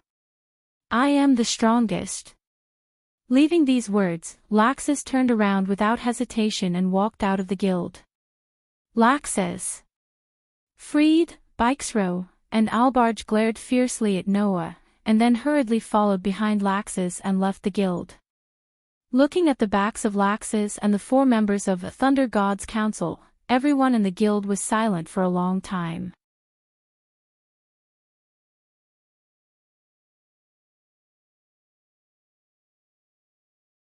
Chapter 366. A heavy atmosphere filled the air of the Fairy Tale Guild. Because of the appearance of Laxus, the joy that had always filled the Fairy Tale Guild had disappeared without a trace. What was left was only depression. When they thought that there was a terrifyingly strong person like Laxus who had always been at odds with everyone in Fairy Tale, no matter who it was, they would feel depressed. Even if it was Noah. Noah was not afraid of Laxus' provocation or challenge. To be honest, from Noah's point of view, Laxus was like a rebellious child. The lessons of adults would only stimulate the rebellious heart in his heart, so the best way was to scare him and wake him up. Otherwise, he really didn't know how long it would take for Laxus to wake up. However, Noah still had to consider Makarov's feelings. As an old man, the thing that Makarov didn't want to see the most was the killing of his own flesh and blood. Moreover, it was his two beloved grandsons who were killing each other. If it wasn't because of this consideration, not to mention the guild leader coming out to stop it, with Noah's current strength, even if the emperor came, he was afraid that he wouldn't be able to stop Noah. However, meeting with Laxus again made Noah certain in his heart. Laxus definitely wouldn't wake up naturally. If he didn't want Laxus to do something that would make Makarov worried and sad, then Noah felt that he had to think of a way. Woo woo woo woo woo. Just when everyone in the guild fell into a stifling silence, suddenly, Naz seemed to have thought of something. He held his head and suddenly shouted, scaring everyone. Before anyone in the guild could ask for the reason, Naz cried out. I actually forgot to fight with Laxus. As soon as these words came out, many people fell to the ground in a burst of crackling sounds. Are you an idiot? Gray roared at Naz. You actually want to challenge Laxus at this time? Did you eat too much fire and burn your head off? What did you say? Naz was also angry. Okay, Naz, Gray, don't quarrel at this time. Lucy had a sad face and hurriedly tried to persuade them. This is a very bad situation, very bad. Don't worry about the two of them. Alusha sighed. They can even quarrel at this time. I can't stand them. Noah smiled, but there was some admiration in his eyes when he looked at Naz, who was fighting with Gray. As expected of the dragon's son, Shifeng's charisma was extraordinary. With just a few words, he dispelled the oppressive atmosphere in the guild, and everyone returned to normal. Was this the so-called charisma of a person? Naz was really an incredible person. Are you okay? Mira, who was staying at the bar, also came out and held up the hand that Noah used to block Laxus's attack, and said with some concern. You shouldn't be hurt, right? I'm fine. Noah gave Mira a reassuring smile. It's just an obvious attack that can't be more obvious. It's not enough to hurt me. Besides, Laxus hasn't shown his true ability yet. If he wants to hurt me, he won't be qualified if he doesn't use an attack that's 10 times stronger than the one just now. As expected of you. Alusha said with admiration. In the guild, you're the only one who can suppress Laxus. Didn't Laxus just say that he won't admit defeat, including you? Noah shrugged. No matter what, you are still the strongest female magic shooter in Fairy Tale. Don't admit defeat so easily. Everyone is so powerful. On the side, Lucy said enviously. Alusha and that Laxus are both S-grade magic shooters. Although Noah isn't an S-grade magic shooter, he definitely won't lose to that Laxus, that Mishgang, and that Kildas. Fairy Tale really has a lot of powerful people. At this point, Lucy suddenly said doubtfully. But, Laxus just mentioned a pretentious magic person. Who is that? Hearing this, everyone around them all quieted down. Mira was originally full of smiles, but after hearing Lucy's words, she suddenly covered her face and cried bitterly. Miss Mira. Lucy was shocked. That guy Laxus, isn't it too much to say that? In the past, Alyssa would quarrel with Mira every day. It would be abnormal if they didn't start a fight within 3 days. Now, she seemed to have let go of her previous grudges with the gentler Mira. She even stood up for Mira. You actually said that someone is pretentious. There should be a limit to how much you can say without thinking. Lucy was stunned for a moment, and then without any suspense, cried out in surprise. She looked at Mira in disbelief, who was covering her face and crying bitterly. Don't tell me that pretentious magic person is Miss Mira. Whoa. Mira started to cry even more miserably. That. Miss Mira. Lucy was at a loss and did not seem to know what to do. She could only look at Noah, who had a bitter smile on his face, for help. Noah, quickly help me coax Miss Mira. You guys. Noah could only step forward, reach out his hand, and gently pat Myra's head. All right, stop crying, Mira. It doesn't matter if you're the violent Mira or the gentle Mira, you're still the Mira I know. No matter what others think of you, I know you. I know the true gentleness in your heart. Hearing this, Mira finally stopped crying. She raised her head and looked pitifully at Noah with teary eyes. Then which one do you like? Once this was said, the whole place fell silent again. In the guild, all the male members stared at Noah with hateful eyes, as if they wanted to kill Noah with their gazes. On the other hand, the female members looked at all of this with a mocking expression, as if they were watching a good show. This made Noah's face stiffen. Noah. As a good brother who loved his sister, Elfman raised his sandbag-sized fist and shouted. If you're a man, you can't back down now. Noah scolded in his heart. Wasn't this adding fuel to the fire?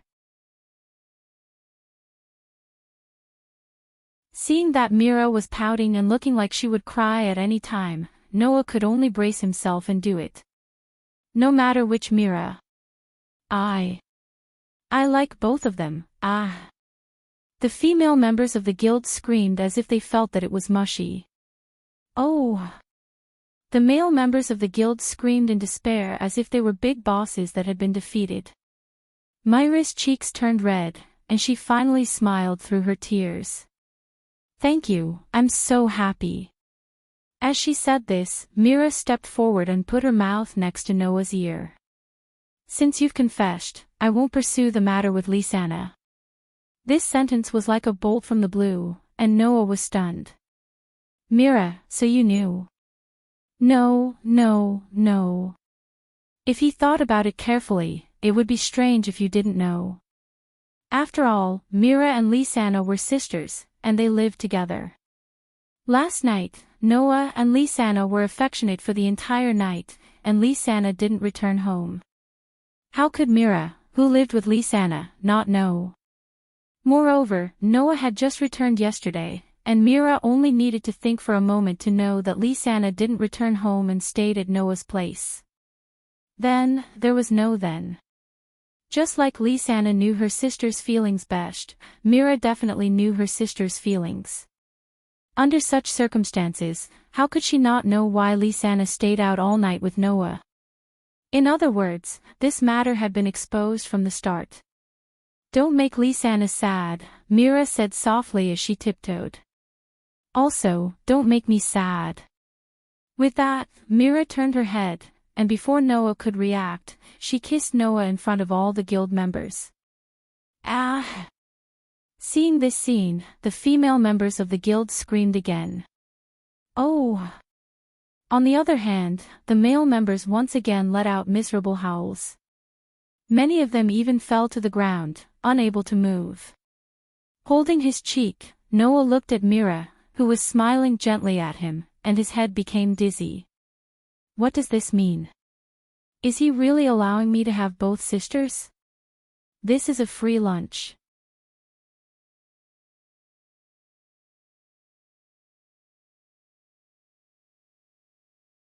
Chapter 367. As a result, Noah was teased by those who were familiar with him and those who were unfamiliar with him for a whole day because he had confessed to Mira in front of everyone in the guild.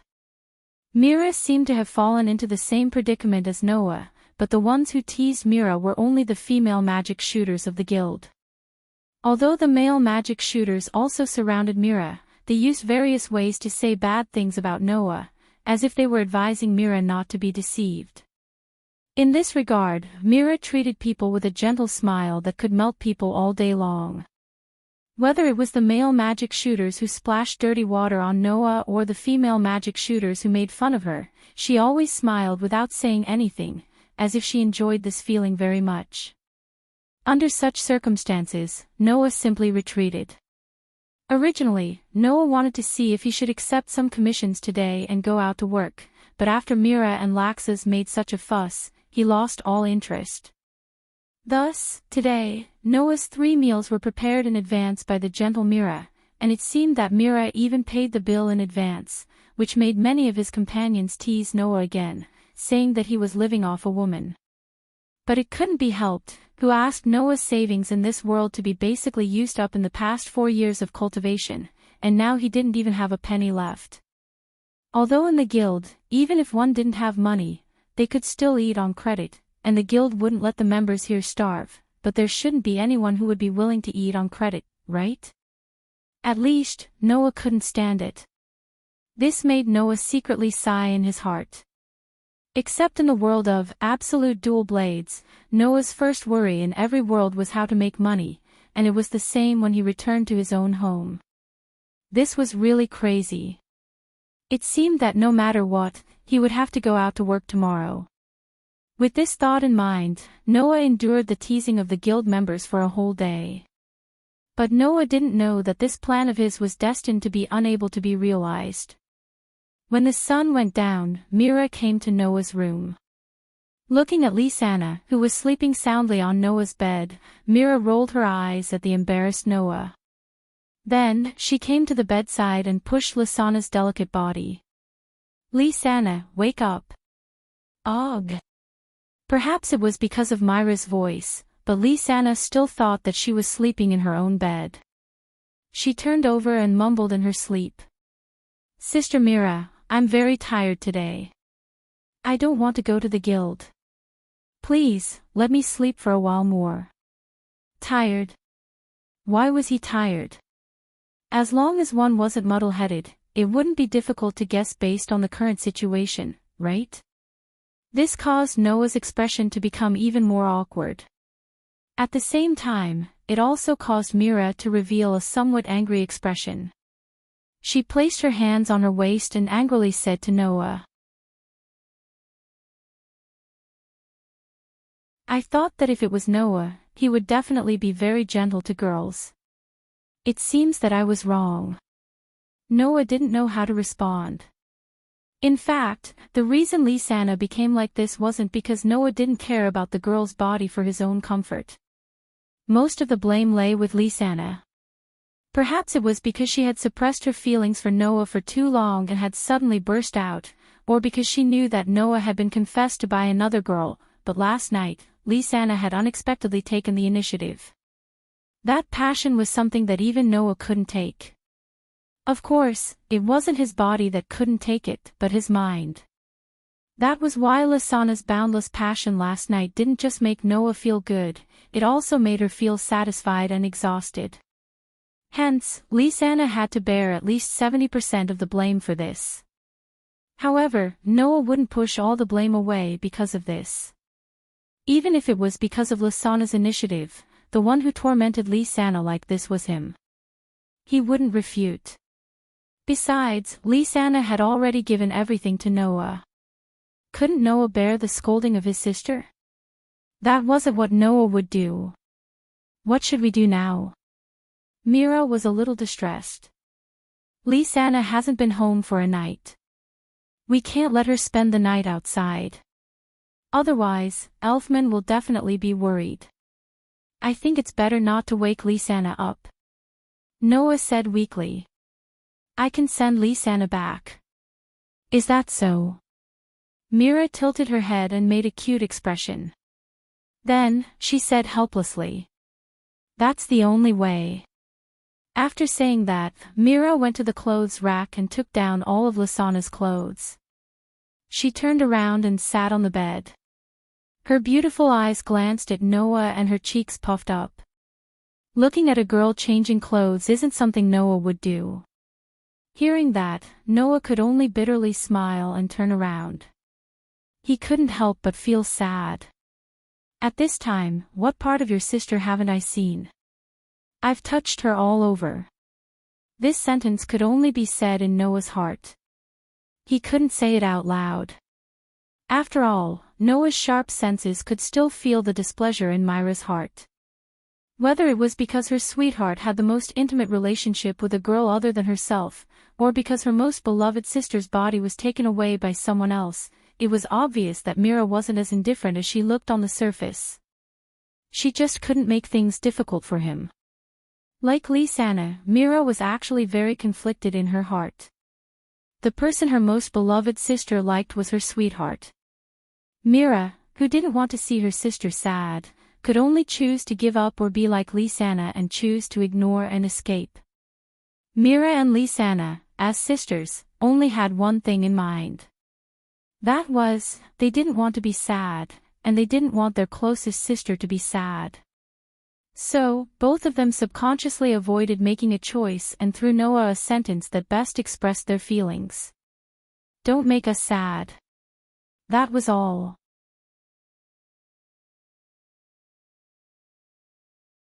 As for sharing a husband with her sister, perhaps the two girls already had a certain level of awareness in their hearts. It was just that they were still in the stage of accepting it. Noah, Mira, and Lisanna didn't know what the final outcome would be. They could only let nature take its course. When Noah carried the sleeping Lisanna on his back and walked out of the guild with Mira, the sky was already completely dark. "Seems like we've wasted a lot of time." Mira looked at the sky and said worriedly with one hand on her face. "I wonder if Elfman has eaten properly." Looking at Mira, who was sincerely worried about her brother and sister, Noah realized that as long as he was with Mira, his heart would be touched all the time. The gentle Mira in front of him had changed into this because of him. While Mira was able to express her gentleness and cuteness with every action, her concern for her family remained unchanged. Just like Noah said, Mira was gentle from start to finish.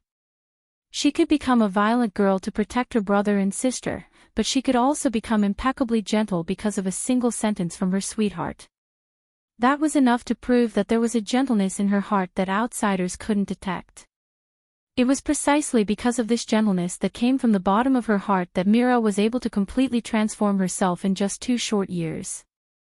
This was because Mira had always had a gentleness hidden in the depths of her heart.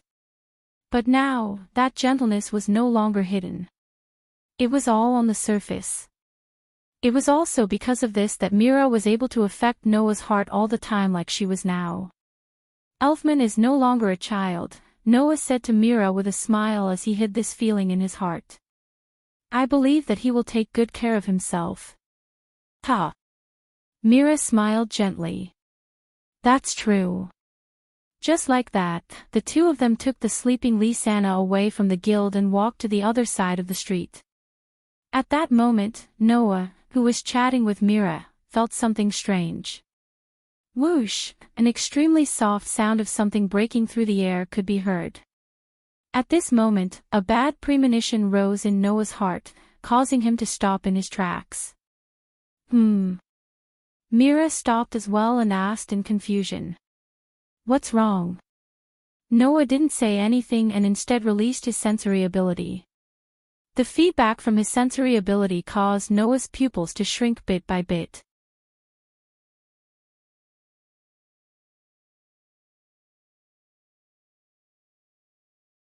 Chapter 368. Shio. As Noah expanded his sensing ability, the faint sound of something breaking through the air suddenly became sharp. Hearing the sound of something breaking through the air, Noah's first thought was, "There's an attack." However, this attack was clearly not directed at Noah. Otherwise, Noah's sensitivity towards danger would not have allowed him to not sense it until now. Furthermore, the attack did not come in Noah's direction. Instead, it came from quite a distance away. It was because of this that Noah was a little slow to react. However, even though he was slow to react, Noah's heart still had a bad premonition. Coupled with the feedback from his sensing ability, Noah's heart trembled. He quickly turned around and looked at the end of the street. Over there, the guild building belonging to Fairy Tale stood tall under the moonlight. Around the Fairy Tale guild building, iron rods that were thicker than pillars cut through the air. They flashed through the night sky and landed on top of the guild building with a sharp whistling sound. Pang pang pang pang pang. Amidst a series of dull thuds, the thick iron rods from all directions smashed into the Fairy Tale guild building and stabbed into it, causing pieces of wood to shatter and fall to the ground with a crackling sound. It was only a matter of a moment. In that moment, the guild that was established during the era of the first guild leader of Fairy Tale, under the attack of the iron rods, turned into ruins. Gotcha! The guild sign with the words Fairy Tale on it cracked open with a crisp sound. It was as if it had been smashed, and half of it was shattered. About 200 to 300 meters away from the guild building of Fairy Tale, Noah watched all of this happen with a buzzing sound in his head. His mind went blank. Was it destroyed? Fairy Tale was destroyed. Everyone's guild was destroyed. His home was destroyed just like that. Liar. Beside Noah, Mira, who also saw all of this with her own eyes, covered her mouth. Her eyes were filled with disbelief, and even her delicate body was trembling. Our guild, due to the distance, Fairy Tale's guild building was only the size of a palm in the eyes of Noah and Mira. However, this palm-sized guild building was turned into a dilapidated building in an instant. Mira could clearly see the thick iron rods that were inserted into the palm-sized guild. Although there was no way to confirm the exact damage of the guild building, but looking at the shape of a hedgehog, it was most likely that the guild building was already full of holes. Pang! Just as Mira was staring blankly at everything, there was an explosion beside her. A burst of magic power that was as violent as a hurricane suddenly surged out like a wave of stormy wind. Mira was startled awake and instinctively looked at her surroundings. She saw that Noah, who was carrying Lysana on his back, had his head lowered. A terrifying magic storm expanded from his body like a volcanic eruption and spread in all directions.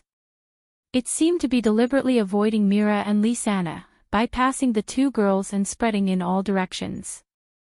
That magic was so terrifying that even Myra's heart violently shrank. Of course, this was not the most terrifying thing. The most terrifying thing was that, along with the monstrous magic, there was also a terrifying aura that even Laxus could only look at from behind, and a murderous aura that could frighten ordinary people out of their wits. Slowly raising his head, Noah's dark eyes were filled with unprecedented rage, but his face was still calm. He controlled his magic, aura, and murderous aura, not letting them affect Mira and Lysana. Then, he handed the sleeping Lysana to Mira. Take good care of Lysana. After saying that, Noah turned around. Behind him, a blue flame suddenly appeared out of nowhere and turned into two pairs of pitch-black wings that equipped Noah's back. Whoosh! In the next second, the magician in the form of the Death Feather on Noah's back spewed out a large amount of black light, which turned into a substantial propulsive force, causing Noah's figure to soar into the sky. With a turn, he rushed towards the direction of the guild like a stream of light. Mira finally reacted. She hugged the sleeping Lysana and looked at Noah, who had turned into a streak of light and shot in the direction of the guild. After a long while, she said those words.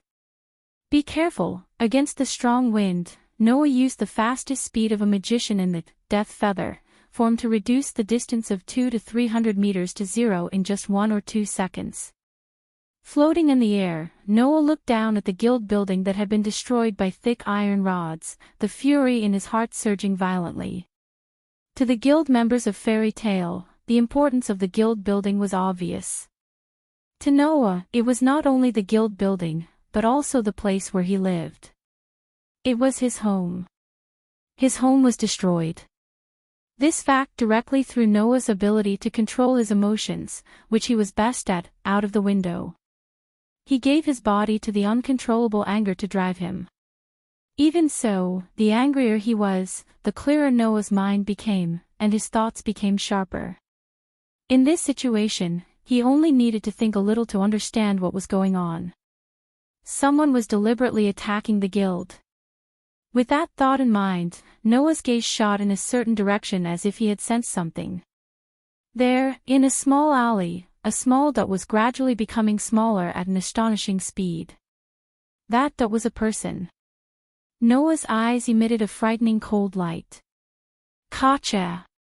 Behind Noah, the Death Feather form of the magician shook, and with a mechanical sound, it split into a wing-like fragment and floated beside Noah. Wing. Bursts of energy like rays of light converged at the tip of the wing-like black fragment, and it rotated like a black hole. Not long after, it converged into a pitch-black ball of light. Bang!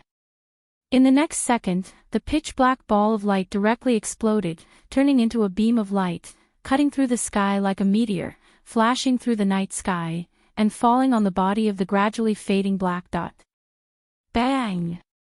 Accompanied by the dull sound of the explosion, a burst of thick smoke and fire like a whirlpool covered the location of the black dot, setting off a violent storm that blew in all directions, shattering the walls of the buildings around the alley.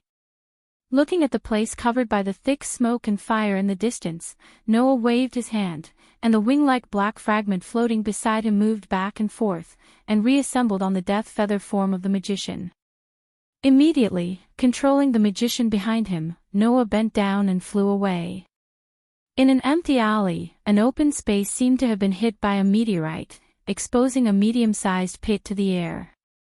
The inside was charred black, and there were wisps of light smoke rising. Gravel rolled in the pit, and the two walls around the pit were also shattered by the shock waves.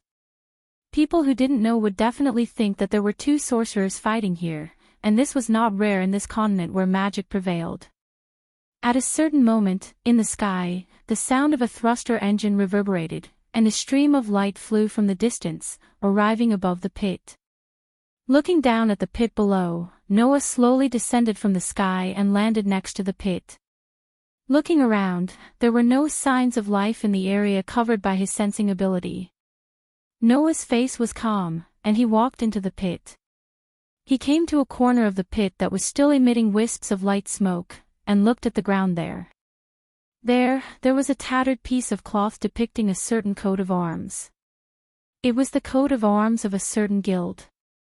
Picking up the tattered cloth from the ground, Noah stared at the coat of arms on the ground, and in his eyes, a bone-chilling cold light flashed. Phantom Lord. Yi Zichen's eyes lit up. You're tuning into the LoveLore Library YouTube channel. We're so grateful for your support, and don't forget to subscribe to join us on this incredible journey through captivating stories. Your generosity through donations truly makes a world of difference, as it's the primary source of revenue that allows me to expand and enhance this channel for you. Thank you from the bottom of my heart for being a part of this adventure.